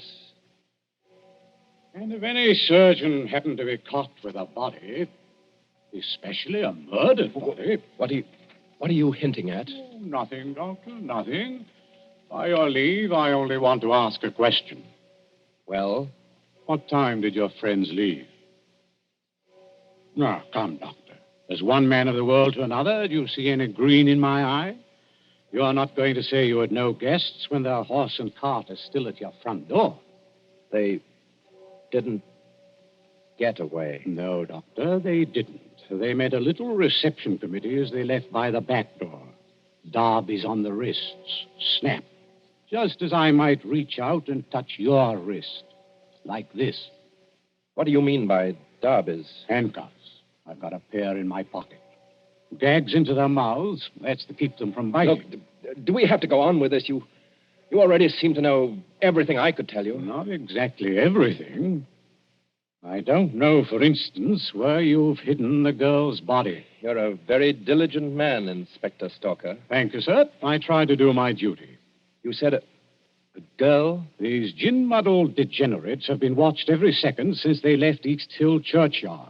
They hadn't a body then, but they brought one here. And there's only one other person who lives in the same house with them. Dr. Arnold, sir. Mrs. Tancred, listen to me. Yes, sir. Must you always break in with the most completely ill-timed entrances at all the worst period of my life? I was only trying to be helpful, sir. That's right, madam. Always be helpful. You had to have some light. Here's the candles, sir. 5 of them, in a big candelabrum. We can hang them in the bracket. Ma'am, hold up that light. Hold it high. Really, sir? I'm not in the habit of being spoken to as Hold it high, I tell you. Do as the inspector tells you, Mrs. Tancred. This is a very fine carpet you've got here, Doctor. Yes, others have admired it tonight. But it oughtn't to have footprints on it. Muddy footprints. Footprints leading from the door, past the sofa, past the hearth, over to that cupboard. Quite correct. I think that's done it, Dr. Arnold. I think it has, Inspector Stalker. We couldn't have proved anything against you for that churchyard business, but this... Let me open Bluebeard's cupboard, Inspector. Let me be the first to show you what's inside. You wanted a certain body. It appears you've come to the right place. Now, look. Lord Almighty. I'm the body, Mr. Police. Standing up, I'm very much alive. And I'm wearing a nice new dress that the doctor gave me. That I gave you? Don't say anything. Please don't say anything. Stop a bit, miss. Aren't you Peggy Lester? Yes. Just because the doctor has to be so terribly respectable, and a girl who's fond of him has to come here in secret. Wait a minute, everybody. Peggy Lester, you're lying. I am not lying. So that's it. Why didn't I guess it? It's the oldest body snatcher's trick in the world. Is it? Of course, the old pinch penny like Mother Slade couldn't sacrifice a good household grudge. Of course they brought the body here, instead of taking it to the surgery, where it might get locked up. Could you be persuaded, Inspector, to tell us just what you're talking about? The body snatcher, sir. Well, what about them? They take a living accomplice and put him into a sack and sell him to a green doctor as a dead man. Yes, but see here, They get the best price they can. Then in the middle of the night, that accomplice gets up and robs the doctor's house. And the doctor can't tell us because he's bought illegal goods. I never intended to go through with it. No, young woman? I tell you, I wasn't going to rob the house. They made me do this. I was going to tell Dr. Arnold.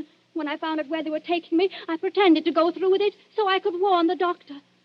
They can hurt so much, you'll agree to almost anything. Oh, that sounds like the truth, but it puts me in a funny position and no mistake. Well, your 3 murderers, Inspector, seem to be leaving. Yes, they're leaving right enough. Trussed up like fowls and under guard. Does anybody go with them? Well, how can anybody go with them? I'm willing to believe this girl acted under threats. She's committed no crime. And I don't for the life of me see how we can touch you. Can't touch me? No, sir. And confound you for making me lose a night's sleep. There's no body. You didn't even buy a body. Will you tell me, Doctor, just what crime you've committed?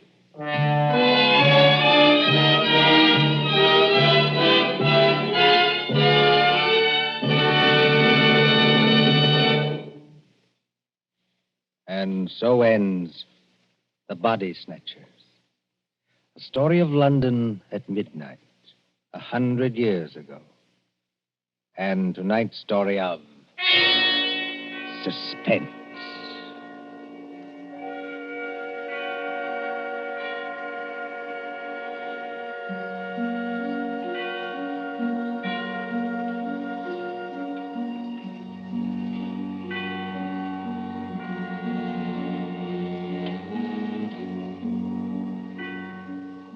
Columbia presents these tales of mystery and intrigue and dangerous adventure for your relaxation and enjoyment. Next Tuesday, there will be another in this series. Same hour, 9:30 Eastern Wartime. William Spear, the producer, John Dietz, the director, Alexander Semler, the composer, conductor, and John Dickson Carr, the author, are collaborators on Suspense. This is the Columbia Broadcasting System.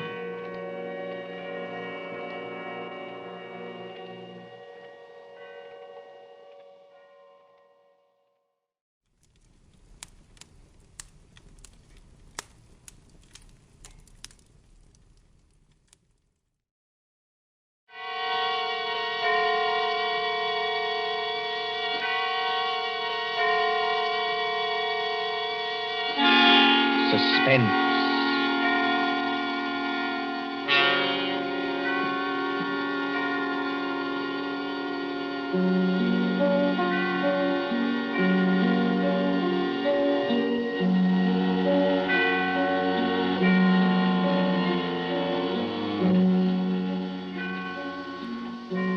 Suspense is compounded of mystery and intrigue and dangerous adventure.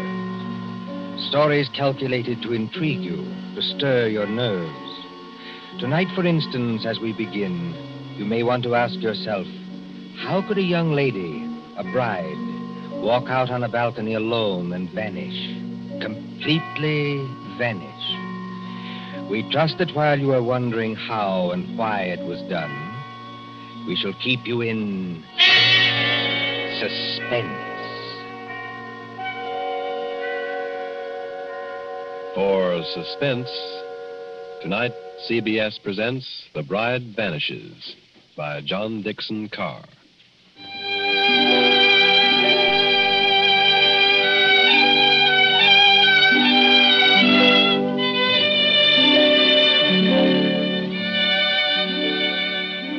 Italy in springtime. Italy as we used to know it before the jackal struck. And the island of Capri, 20 miles out across the Bay of Naples. Blue water a-dazzle under the sun. Behind you, the bone-white beaches, and Vesuvius dull purple in a heat haze. Ahead, as the little steamer from Naples chugs out across the bay, rises Capri. Olive trees and white roads, and vineyards above the cliffs. Could young Americans find a better place to spend their honeymoon? While the guitars sing, and the warm winds blow, and the little steamer carries them. Well, Mrs. Courtney? Well, Mr. Courtney. I can't keep it up, Lucy. I'm going to break down and ask if you're happy. Oh, I'll break down, too. I want to walk up to everybody I meet and say, "Whee," just like that. What I want to do is turn somersaults myself, all along this deck here. I want to say, I've been married to Tom Courtney for practically 2 weeks. And now we're going to have a villa at Capri for a month. Oh, Tom, I ought to be the happiest woman in the world. Only... You shivered. What's wrong? Well, ever since we got aboard this ship, people have been staring at me. I can't blame them for that, dear. No, I mean in a funny way, and muttering. Even your American friend, what's his name? Granger? Mr. Granger, when you introduced him to me at Naples, I thought his eyes were going to pop out. Be careful. He's standing over by the rail now. Oh. He lives at Capri. I like to see him wearing that white 10-gallon hat in Italy.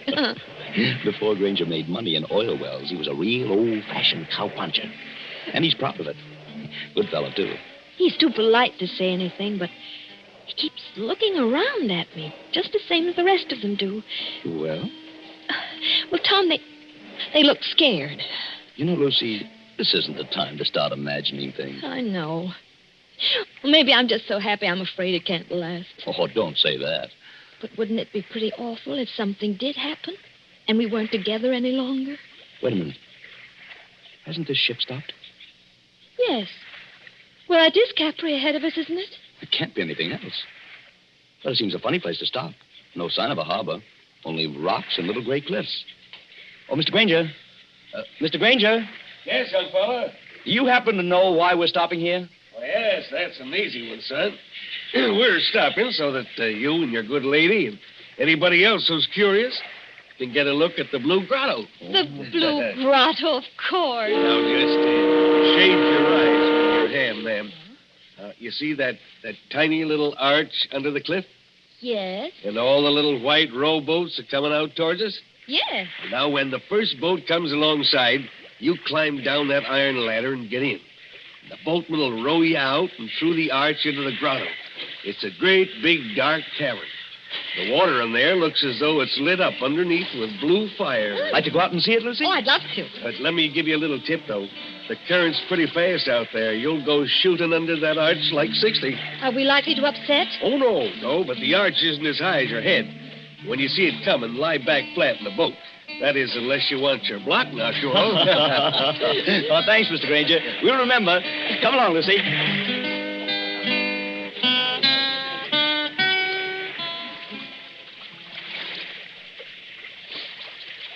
Easy on the ladder, Lucy. Don't look round yet. Oh, I'm all right, darling. And just as good a swimmer as you are. I'm in the boat now. Take one more step. Steady. Yeah. There you are. Now turn around facing the boatman and sit down here beside me. What's the matter with the boatman? Easy, man. Do you want to upset us? Sit down. You come back, yes? Come back?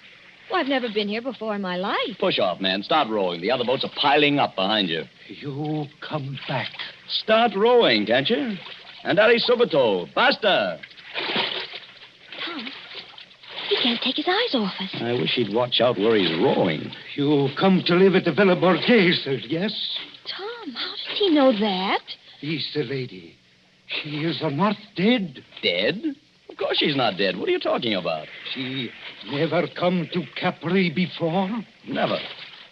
Then I tell you, she will disappear, just like the other one. Disappear? I'll rest my orders, and I tell you.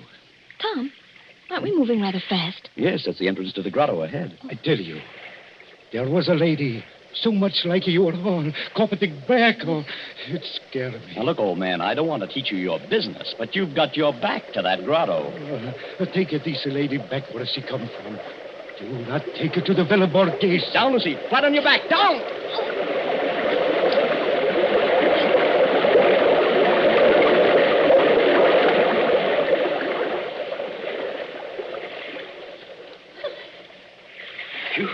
Signore, I am sorry. I almost make you get hurt. You know you nearly got your own head knocked off. Excuse me, no.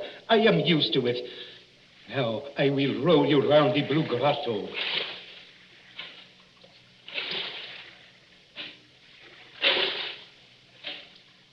I don't think I like it much, Tom. Neither do I.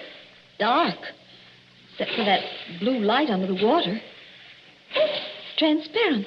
You can see the fishes swimming. Just a minute, boatman. This lady who disappeared from the Villa Borghese. 2, 3 years ago, she disappeared. You say she looked exactly like my wife? Si, signore. She was going to be married. She was trying on her wedding dress. Her mother and sisters, they were in the room with her. She walked out on a balcony over the sea. You know what I mean, on a balcony over the sea? And nobody ever hear of her again. You mean She jumped over into the sea? Or a young girl going to be married. Kill herself. No. And what did happen? Over the beggar, I do not know. But sometimes they say you can meet her ghost in the here.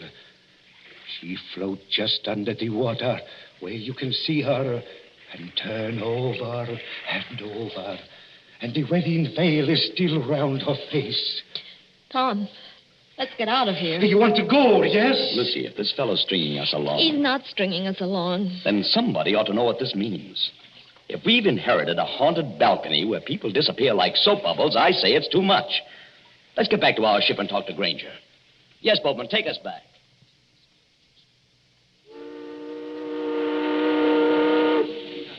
Mr. Granger! Mr. Granger! I'm aboard, ma'am. Oh. You too, young woman. This ship will start in half a second. Yeah, give me a hand, Lucy. Thanks, dear. Oh, didn't anybody else go to the Blue Grotto? Well, ma'am, no. Not after they saw you go. It's all right. We've just heard the story, Mr. Granger. Oh, I ought to have told you about it myself. All the way out here, I've been cussing myself and thinking what an ornery old badger I am for not telling you when I first met you in Naples. The girl did vanish, then. By a first-rate miracle, yes. In broad daylight and within 20 feet of her mother and sisters. You don't look like a man who'd believe in miracles, Mr. Granger. Oh, I'm not, son. I'm just telling you what happened. But why is everybody so excited? Somebody must have thrown her off the balcony. Josephine Adams was all alone on a balcony 40 feet up a cliff, smooth as glass. She didn't fall. She wasn't thrown because there was no sound of a splash. And she didn't come back from the balcony because her mother and sisters were in front of the only door. Yet, within 15 seconds, mind you, she just vanished. You believe that? Sure, I believe it, son. Why, it's a fact. Did you know the girl's family? Oh, very well. We've got a real English-speaking colony here. Oh, by the way, in about half a minute now, I'm going to show you your new home. Oh, can we see it here on the ship? Oh, sure you can, ma'am. It's on the edge of the cliff. Dr. Davis's house is on one side of it, and my shack's on the other. That's why I want to ask you a question. Of course. Ask anything you like. Well, I'm an old stager, ma'am, and not exactly up to the high-toned society around here, but do you trust me? Yes, I think so. Well, then, promise me something. Unless you're with somebody you do trust, keep away from that balcony. Do you honestly think there's danger or... I don't know, son. If I did, I wouldn't have to talk this way. Sounds like a dog barking. I thought I heard it before. What is? A big police dog. And led by a very handsome woman, if you ask me. Oh, Lord, here she is again. Who? The Countess. She lives in our colony. She looks like an American. You take your eyes off her, Tom Courtney. She is an American. Married a Count Parcheesi or something like that. Just call her Nellie. My dear Mr. Granger. Hello, Nellie. It's true. Everybody told me so, but I couldn't believe it until I saw her. She does look exactly like poor Josephine Adams. Just as small, just as dainty. Please, is everybody trying to give me the jitters? Nellie, I want you to meet some friends of mine. Oh, you don't need to introduce me. I know who they are. You're the nice young couple who've taken that villa. I'm Nellie Lucchese. Oh, yes. This is my dog, Tiberius, named after the wicked Roman emperor. You know who used to live at Capri? I must confess I'm terribly fascinated by wicked things. Aren't you, Mr. Courtney? Lucy, stop digging me in the ribs. I haven't done anything. No, and you're not going to. Tiberius seems to have taken quite a fancy to you, Mrs. Courtney. Oh. I've never known him to go to a stranger before. Well, I only wish I could borrow him. He might be a charm against... Oh, no, I don't know. We'll be at the harbor in a few minutes. Then you must let me drive you up to the villa.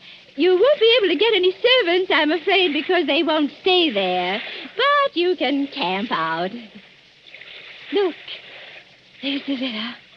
We're passing it now. Where? On the cliff, where I'm pointing. Wait a minute. Well, there must be some mistake. That's not the Villa Borghese. It sure is, son.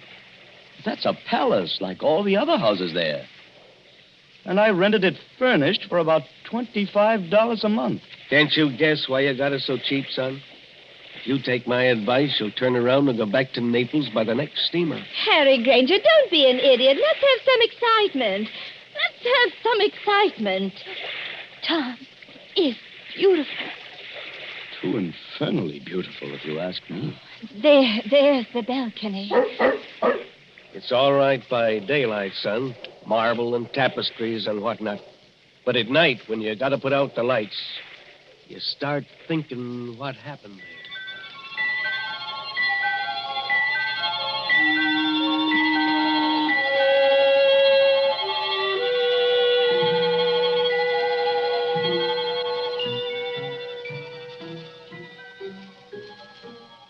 The moon over Capri makes a deathly daylight.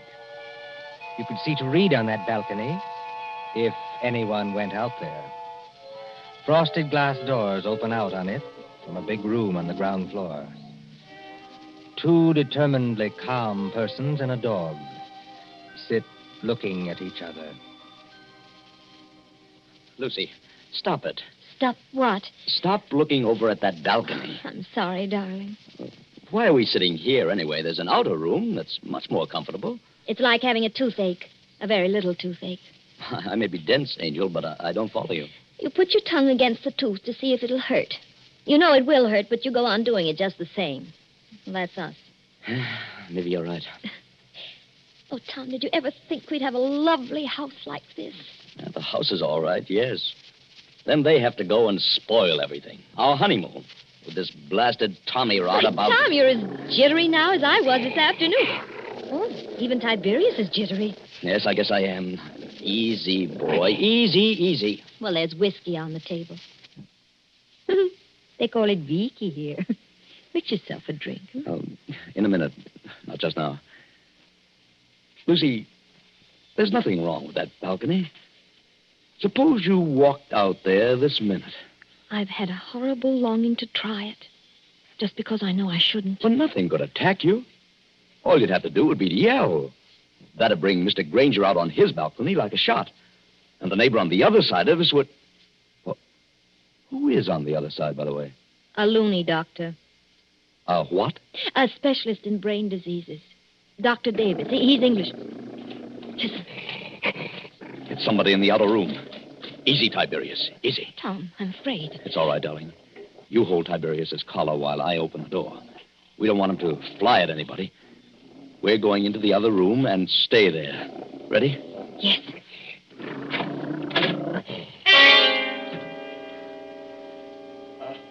Good evening, Mr. Courtney. Good evening, Mrs. Courtney. I'm no ghost, though you appear to regard me as one. I'm merely your neighbor, Dr. Rutherford Davis. Oh, yes, of course. Mr. Granger mentioned you. I trust you will pardon this intrusion. No one answered my knock, so I ventured to come in. It's no intrusion, Dr. Davis. We're a little disorganized here, that's all. Naturally. Mr. Courtney, I wish I could say welcome to Capri, but I have a very different message. Well? If you value Mrs. Courtney's life, you'll go back to Naples immediately, sir. Not you, too. I do not say that as a ghost hunter, sir. I say it as a medical man.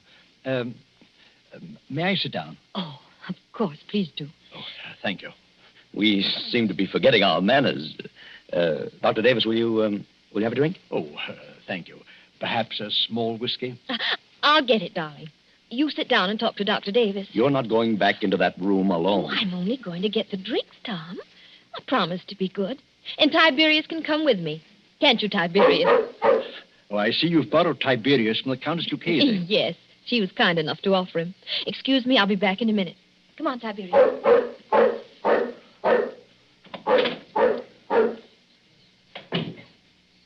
I hope this is all right, Doctor. No, sir. It is not all right. Your wife is in very great danger. But why? Because of that balcony? No. Because she looks exactly like the late Josephine Adams. I don't get it. Mr. Courtney, did you ever hear of paranoia? It's some kind of mental disease, isn't it? The paranoic begins by imagining that he or she is being persecuted by someone. First, he hears things. A voice in his brain whispers, "You'll be killed. You'll be killed. You'll be killed." He hears it in the tick of a clock, in the rattle of a train, in the footsteps on the street. There are holes in the walls through which his enemy is always watching. Invisible speaking tubes bring him messages. There are pains in his joints and nightmares of attempts to poison him. His brain bursts and he kills. He kills. He kills.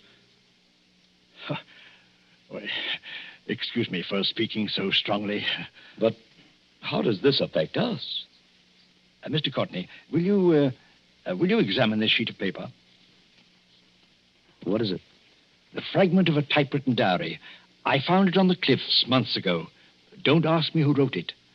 But I know there's a criminal lunatic on this island. He imagined that poor, inoffensive Josephine Adams was his enemy. So he killed her. Killed her? How? I don't know. And what happened to the girl's body? I'm not a detective, sir. The body was carried out to sea, perhaps, or washed along the cliffs and into the Blue Grotto to be lost. But don't you understand the danger to your wife? You're not suggesting that with somebody's cracked brain, your wife is Josephine Adams, created all over again. Kill Lucy? It couldn't be done. It was done, my friend. Listen. That sounded like a dog howling.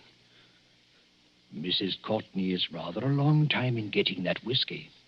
She wouldn't go near the balcony. She promised not to go out on the balcony. People do very perverse things, my friend, when they know they shouldn't. Lucy! Lucy! That seems to be Tiberius out on the balcony. I can't see anything else from here. She's gone. She's gone. She's gone.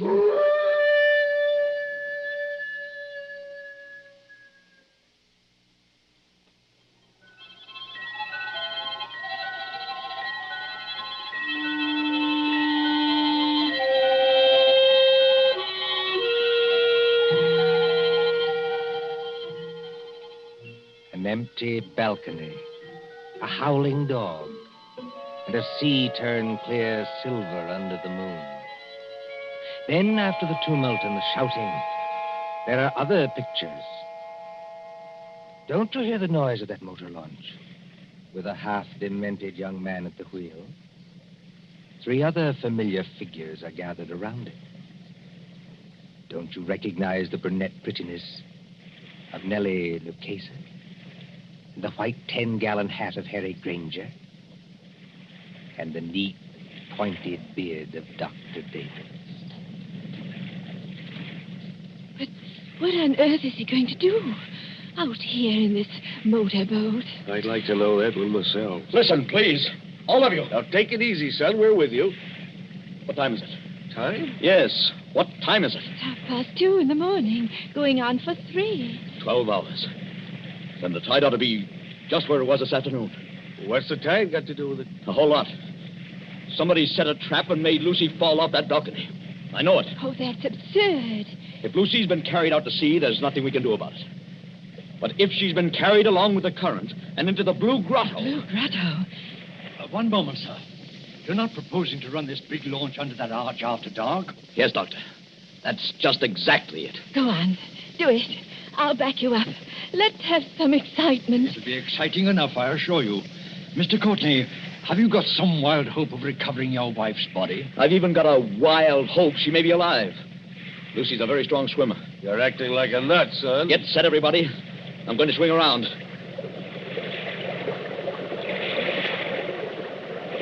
We're in the current now.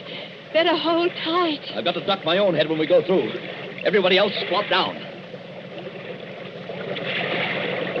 I still protest against this. Don't you understand, Mr. Courtney? Get ready. Here we go.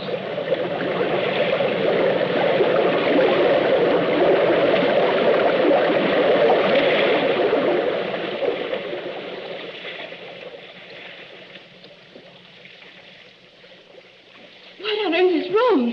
There's no Blue Grotto. It's as black as pitch. My dear Nellie, I kept trying to tell all of you. The Blue Grotto effect is caused by the sun's rays. There never is one except when the sun is out. Just how does our friend propose to find anything in here? Listen. Something got hold of the side of the boat. I felt it move. Not the dead girl, I trust. There's a hand here. A wet hand. Lucy. She's not alive. Mr. Granger, help me lift her up over the side. Easy now. Don't tip the boat. Oh, Lucy. Lucy, are you all right? Tom. Are you all right, Lucy? Can you hear me? All right. I'm just exhausted. I got in here. Couldn't swim out against the current. Now, don't try to talk. I've got to talk. I'm going to faint. Tom, who's with you? Only our friends. Who's with you? Is the murderer with you? I was just wondering the same thing. To be shut up in the dark at 3 o'clock in the morning with a criminal lunatic. Who spoke then? Now, Lucy, don't hold me so tight. Let go, dear. I'll get the boat started and have you out of here in a second. Who spoke then? Only Dr. Davis. Tom, I've got to tell you. I know how that girl, Josephine Adams, died. Almost killed me. Has anybody here got some brandy? Or a flashlight? I have a flashlight, my friend. Will you allow me, as a medical man, to examine Mrs. Courtney? You better keep back for just a second, Doctor. She's hysterical. Give me the flashlight, please. I walked into the other room. Nobody with me. All alone except Tiberius. Yes, Lucy. Somebody called my name. From the balcony, I thought. Very softly. Mrs. Courtney said. Mrs. Courtney. Did you recognize the voice? Yes. That's why I went. Hadn't you better start up this boat and get out of here, Now, don't pay any attention to them, Lucy. Nobody can hurt you now. I went out on the balcony. It was bright moonlight. Bright as day. But there was nobody there. Nobody on the balcony? No. I looked out over the sea. And then something came at me. Something flew out of the air and came at me. Just one moment before Mrs. Courtney goes on. Is anybody in this boat carrying a revolver? Not that I know of. Excuse my mentioning it, but I felt something. Metal. Like a revolver. Brush past my hand. Oh, it was only the flashlight. Excuse me, it was not a flashlight. Mr. Courtney's got the flashlight. Would you please let Lucy go on and finish? Lucy, you were on the balcony and something came at you. Yes. Like a snake. Sideways. Out of the air. It went over my head. Fastened around my neck. It was a rope. With a running noose in it. A rope? That's it. A rope. It was thrown from another balcony. I'm small and light, like Josephine Adams. But it pulled me sideways and over the rail. I fell. I think I begin to understand They what... couldn't see what happened to Josephine Adams. Frosted glass doors to the balcony, so they couldn't see. Now, take it easy now. You're perfectly safe. But is she perfectly safe? The murderer let her fall on the rope. But the rope was jerked tight long before she struck the water. That broke her neck. Then the murderer lowered her softly. So there wasn't any splash. And the current took her away, rope and all. That's it. It would have happened to me. Only the rope must have slipped through the murderer's fingers. Through whose fingers? What did I tell you? Somebody in this boat has got a revolver. Who's overboard? Somebody went? Switch on that light, my friend, and shine it on the water. All right, Doctor. There's your light. Look at it. Turning over and over. The water in the blue grotto is red now. Tom, stay close to me. Oh, it's all right, Lucy. I swear you're safe enough now. Did he shoot himself? Yes. Did who shoot himself? Who had a balcony exactly like ours on the house next door? Who began life as a cowpuncher and would have known how to use a lasso? Yes, and knew Josephine Adams well, and got it into his maniac's head that Mrs. Courtney was Josephine Adams all over again. Harry Granger. Look. There's his 10-gallon hat floating away.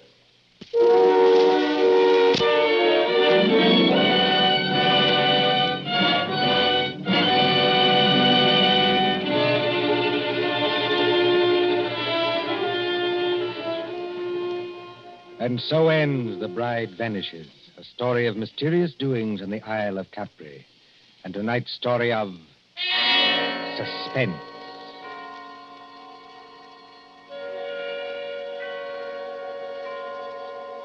Columbia presents these tales of mystery and intrigue and dangerous adventure for your relaxation and enjoyment. Next Tuesday, there'll be another in this series. Same hour, 9:30 Eastern Wartime. William Spear, the producer, John Dietz, the director, Alexander Semler, the composer-conductor, and John Dickson Carr, the author, are collaborators on Suspense.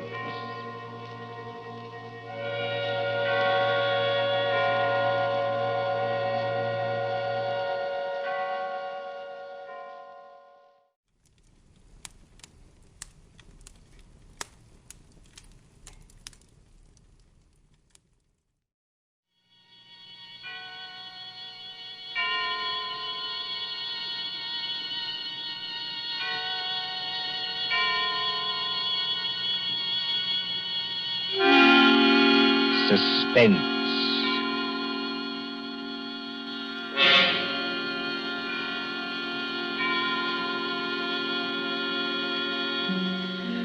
Tonight, Columbia brings you as a guest star Peter Lorre, one of the screen's past masters of the art of suspense. Suspense is compounded of mystery and intrigue and dangerous adventure. In this series are stories calculated to intrigue you, to stir your nerves, to offer you a precarious situation, and then withhold the solution until the last possible moment. Tonight, for instance, Mr. Lorre plays for us a doctor, a husband, with something dark and terrible on his mind. Was it murder? And if so, can this at last be the really perfect crime? We trust that while you are wondering, we shall keep you in suspense. For Suspense tonight, CBS presents Till Death Do Us Part by John Dickson Carr, starring Peter Lorre.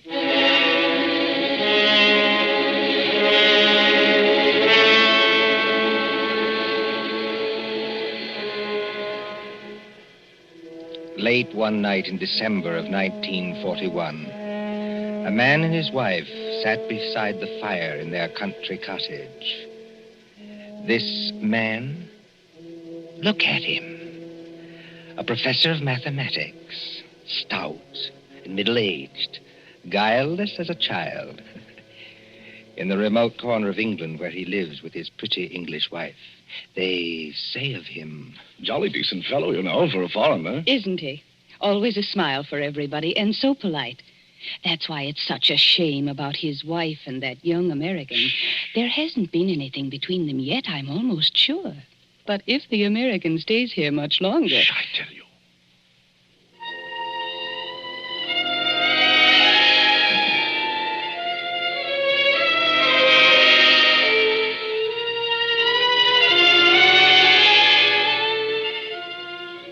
A happy man, this Professor Kraft. His cottage in the country is rather isolated. 3 miles from the nearest house. No electricity or central heating or telephone. And on December nights like this, a great wind comes rushing off the Sussex Downs. It rattles at the windows, growls in the chimney, and makes unsteady the oil lamp on the table. Professor Irwin Kraft sits before the fire in a snug, book-lined room. And across from him, sewing, sits his young wife, Cynthia. A domestic scene. A very domestic scene. Oh, my pet, this is wonderful, isn't it? Oh, so nice and cozy. How I enjoy our little home. It's a pleasure to be indoors on a night like this, isn't it? Yes. Did my darling have a good day? Just about as usual. No adventures, huh? Not exactly. I walked into the village. Walked? Oh, I really blame myself for burying you out here. I ought to get your car. That's not necessary, thanks. Come now, come. Did something happen to upset my little pet today? No. You know, darling, I look at you and I marvel. You marvel at what? At a wife who can actually blush. Yes, with a skin so fair and a conscience so transparent that she can actually blush. I wasn't blushing about About what? anything you might be thinking. It's your horrible habit of putting everybody else in the wrong. Oh, but the neighbors don't think that about Papa Croft. The neighbors don't have to live with you. I do. And you mustn't scratch either. Not when we are so snug here, so cozy, and the kettle on the fire's nearly boiling, and the rum is ready, and the lemon juice, and the sugar for her medicine. Oh, and must I drink that stuff? I don't like rum. But you have a cold, darling. I haven't got a cold. Really, I haven't. Now, darling, twice today I heard you cough. Now, you are going to take your medicine, Cynthia, and take it here and now, and not offend your clumsy old husband by refusing. Why do you keep on treating me like a girl of 16? I love to treat you like that, Cynthia, because I cannot fathom your thoughts. You lock up your thoughts, and that is a dangerous English habit. You see, thoughts accumulate and won't be stifled. And sooner or later, when you least expect it... Well, look out. The kettle's boiling over. So it is. Oh, and please lift it down from there. Of course. I apologize. My darling. There. For a second, you know, you almost frightened me. Huh? I frightened you? I suppose it's foolish. Well, here we are, my dear. Here we are. Now, see, I put 2 tumblers on the coffee table. And now, a spoon in each so that the heat doesn't crack them. My dear, must you give me so much rum? Can't I have the small one? But we have to cure that cold of yours, Cynthia. Now comes the lemon juice. Yes. And now comes hot water to the top. Here we are. And 2 lumps of sugar for each of us. There you are, darling. Now let's drink up, huh? Owen, listen. I didn't hear anything. I did. It came from that cupboard over there. It sounded like your accordion. Oh, that's nonsense, darling. That's nonsense. There it is again. Well, that's only the wind. Or perhaps a rat that got into the cupboard. Owen, I'm terrified of rats. Go and kill it. Would you mind? Oh, you really sit very heavy labors, my sweet, for one of my weight. Well, if you insist, all right. Well, I'll take a good heavy poker from the fireplace. And, of course, it means a little trip to the cupboard. Owen, never mind. You haven't changed your mind, have you? It'd probably run out across the floor. Come back. Wouldn't run very far, I'm sure. Well, again, if you insist. I can't think what's the matter with me tonight. No? No, You're sure nothing upset you in the village today, huh? certainly not. How about this young American, that fledgling doctor? What's his name? You mean Dr. Craig? That's it, Dr. Craig. Dr. Craig. Didn't someone say he was leaving today for London and then back to the States? I believe so. That's what Lady Randolph told me. And you didn't say goodbye to him? Certainly not. Well, that wasn't kind of you, darling. That wasn't friendly. What's the matter? Don't you like my nice hot rum drink? No. But you'll give me no peace till I do drink it. That's right, darling. That's right. Now, take it down like a good girl. I'm keeping you company. See? Oh, how pretty she looks. With her yellow hair in the firelight. And her red mouth. And her light little hands. Very pretty. Oh, there is just one other thing, Cynthia. I gave you a letter to post this afternoon. Did you post it? Yes. Registered? Yes. And did you notice to whom the letter was addressed? Everybody notices the address on an envelope. It was to Some Mr. Hatherby at Market Shepherd. That's right. But I don't know who he is, if that's what you mean. Oh, Mr. Hatherby is the coroner of this district. The coroner? That's right. That's right. But is there any reason why you should be writing letters to the coroner? Well, there will be tomorrow morning. We have been just drinking poison, my love. Why do you drop your glass, darling? I don't believe you. No?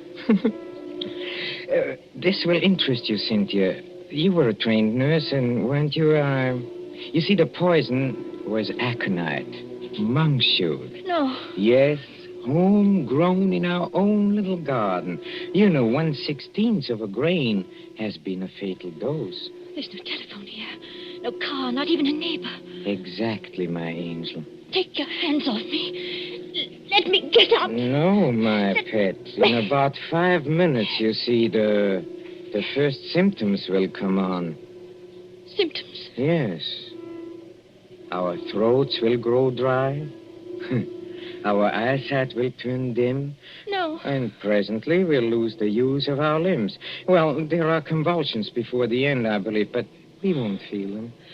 Let me up. If you try to hit at me, Angel, you'll upset that lamp. And, well, if you upset the lamp, this cottage would go up like tinder. We don't want to burn to death, do we? Erwin, why are you doing this? Why are you doing it? Why? Do you think all Papa Kraft is blind, my pet? Huh? If I can't have you, Cynthia, nobody else is going to have you. You mean Jim Craig? So it is Jim Craig. Oh, that was nothing. My tongue slipped. A cynic would say, my dear, that your foot slipped. Do you think I don't know what happened the other night at the schoolhouse? The schoolhouse? Yes, the Market Shepherd Schoolhouse. At Lady Randolph's little concert in aid of the war relief. Nothing happened. I swear it didn't. No? No. Oh, then it was coincidence, I suppose, that you and that Dr. Craig didn't arrive until the concert was nearly over. Yes. Yes, it was. We didn't go there together. No? We met in the little hall outside the auditorium. It was just as you were finishing your number on the accordion.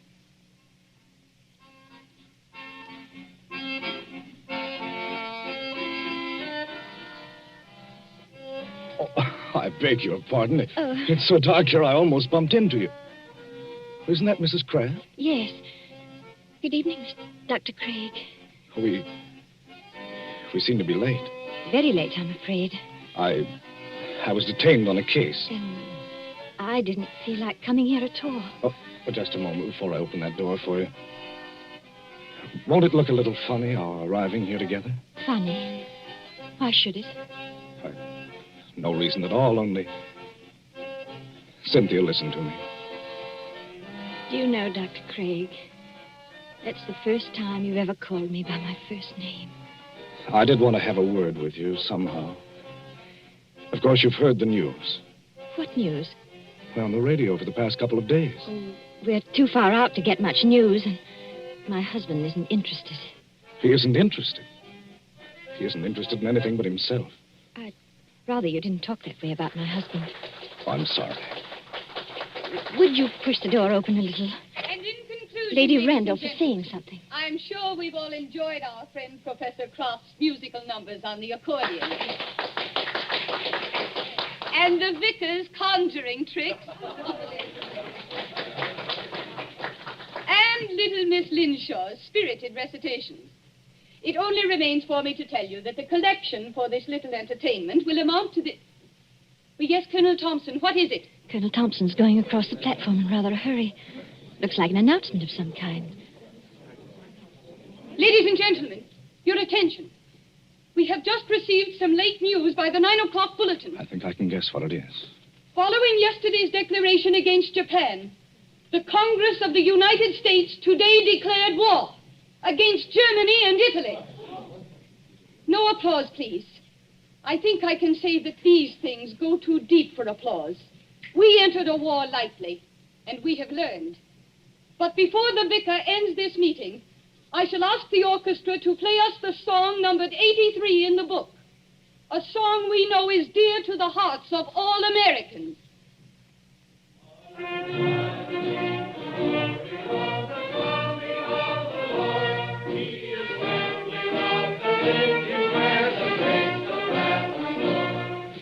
the door, Cynthia. Jim, this doesn't affect you. Naturally, it does. You won't be leaving England. Probably in a very short time. They'll be needing doctors. But does a formal declaration of war make any difference? What does it mean to you? What does it mean?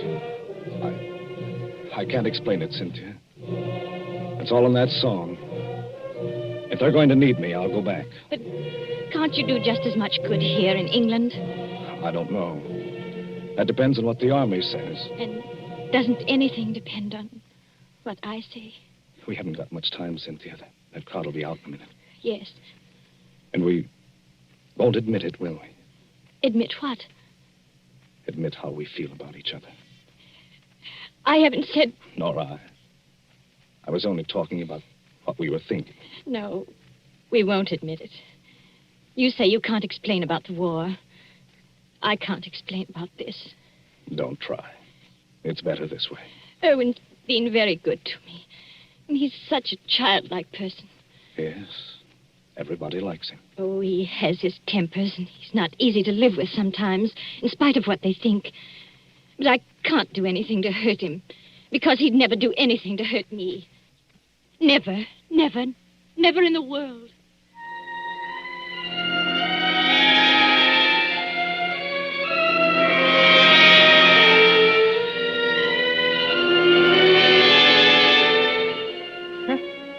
A very fair estimate of my character, too. That's exactly what I said about you. So you are in love with that fellow? I admit it now. Yes. Tell me, darling, do you feel anything yet? Feel anything? I mean, dryness, muscular contraction of the throat. Yes. Oh, I thought so. I won't die. I won't. And how do you propose to stop yourself? Your only chance would be to reach the village infirmary. And I'll see to it that you don't get there. But what if the poison takes you before it takes me? Then you can't stop me. But it won't, darling. You seem terribly sure of that. You see, the amount I gave you, as you perhaps noticed, was more than I gave myself. I'm going to follow you, my little pet, into the dark, where there are no Dr. Jim Craigs, but not too quickly. I shall still have most of my faculties, Cynthia, when your convulsions are already beginning. Oh. I wonder if you will. Why do you say that? Your legs don't seem any too steady. I don't know. It must be the heat of the fire, perhaps, or it's very hot in this room. Cynthia, darling, listen to me. Yes, Erwin? There is a copy of Taylor's medical jurisprudence over on the shelf there. Please get it for me. I'm afraid you'll have to get it for yourself, my dear. That is, if you can. Oh, I'll get it. Mind the lamp, Erwin. We don't want the house afire, just as you said yourself. I'll mind the lamp. Listen to me. You know, some people's systems are intolerant to poisons. They experience in minutes what ought to take hours. Does it hurt, Erwin? Does it hurt? Yes. But you'll find out soon enough, my pet.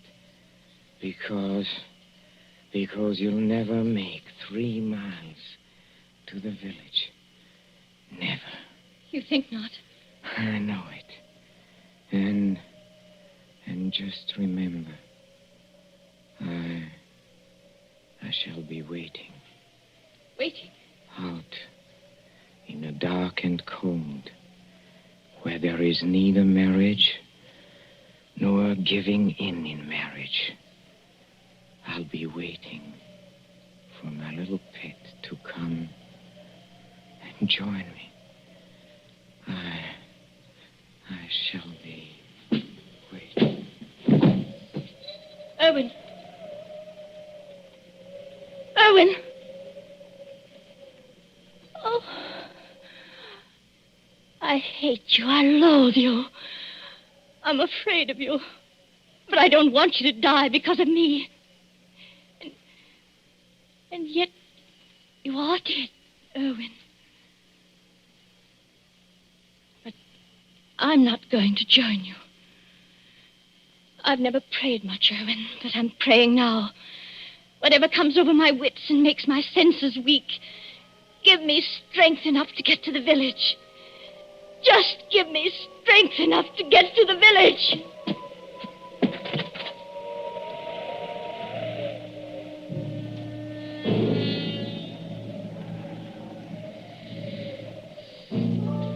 An empty room now, except for the motionless figure by the fire. The great wind enters through an open front door and makes the lamp shake dangerously on the tables. The whole house creaks. Otherwise, it is very quiet. Suddenly, the corpse sits up. Professor Kraft looks pleased, doesn't he? Very pleased, very alert, as he moves over to a certain cupboard door. Well, and now I think the real fun can begin. Patience, patience, patience, my friend, while I open the cupboard door. Well, there we are. I hope you haven't been too uncomfortable, Dr. James Craig. I'm all right, thanks. So you managed to get the gag out of your mouth, huh? I managed it, yes, just now. I'm too late. Well, you are still securely tied up, I'm glad to say.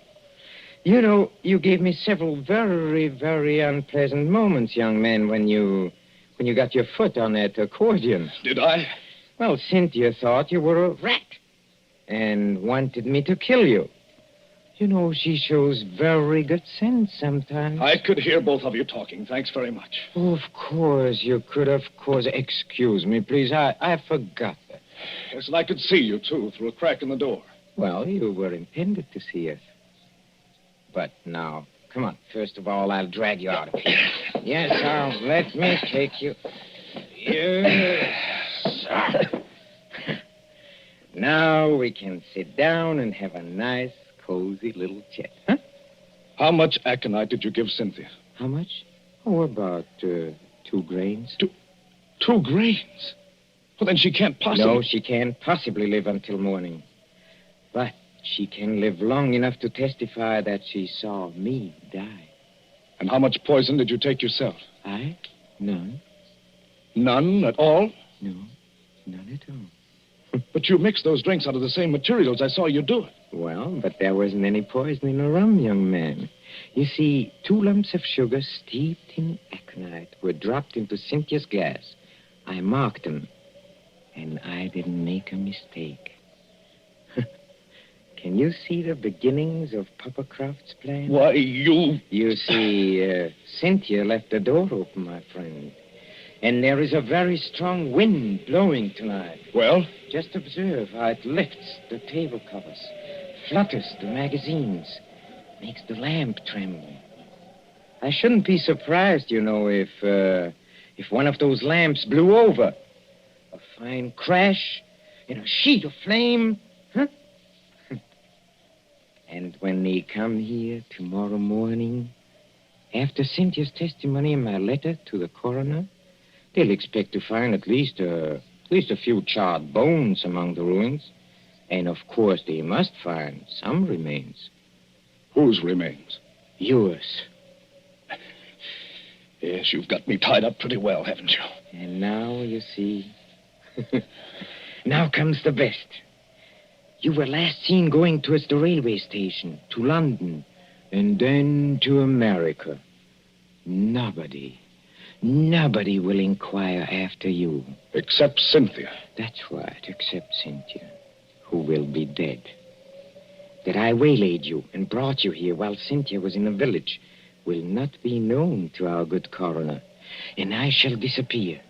What do you think of it, young man, huh? I think it's rather good, huh? You're going to let me burn to death? Yes, and I shall enjoy the necessity. By the way, too bad you missed my performance at Lady Randolph's concert. It was very nice. But then I think you were otherwise occupied. You could call it that. Occupied, I think, in making love to my wife. You hurt my vanity, young man. And you are going to suffer for it. I never made love to your wife. No? No. But I don't suppose you could possibly believe that. Are you already begging for mercy? Now, come on. Are you begging for mercy? No, I think not. Dr. Craig, I don't like the way you're taking this. I really don't. Don't you?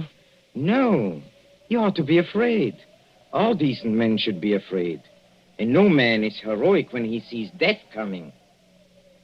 But you are as white as a plate.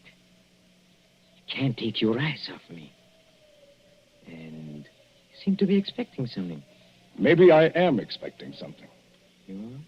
Well, I think I can persuade you to tell me what's on your mind, my friend. If I use the poker out of the fire, huh? You see, I'm a mathematician. I leave nothing to chance.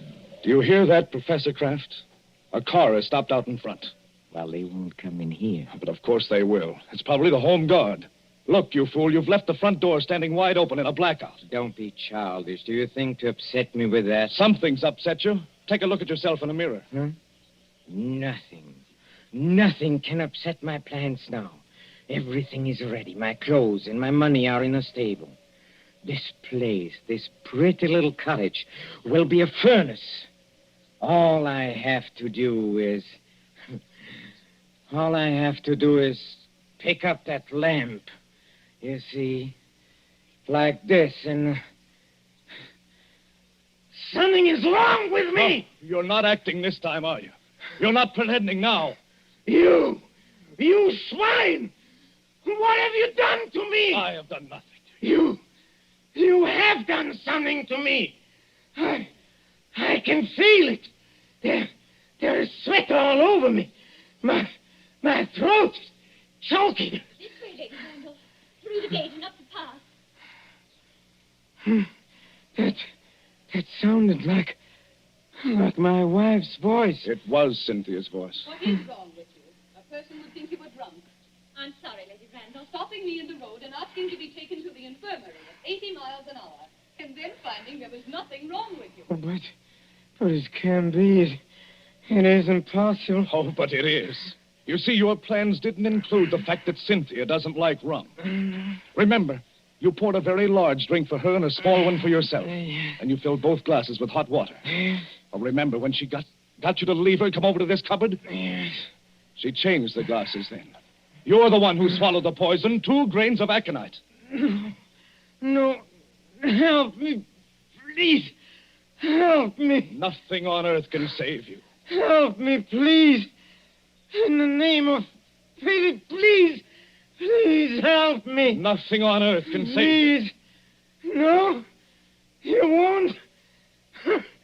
Then I'll show you. I'll take you with me.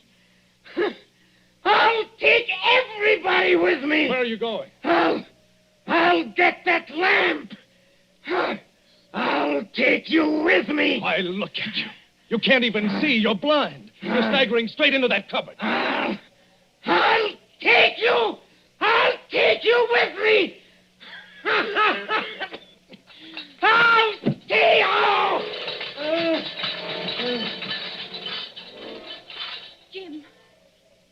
Jim, what are you doing here? Come in, Cynthia. Come in and take a look at the man who died twice.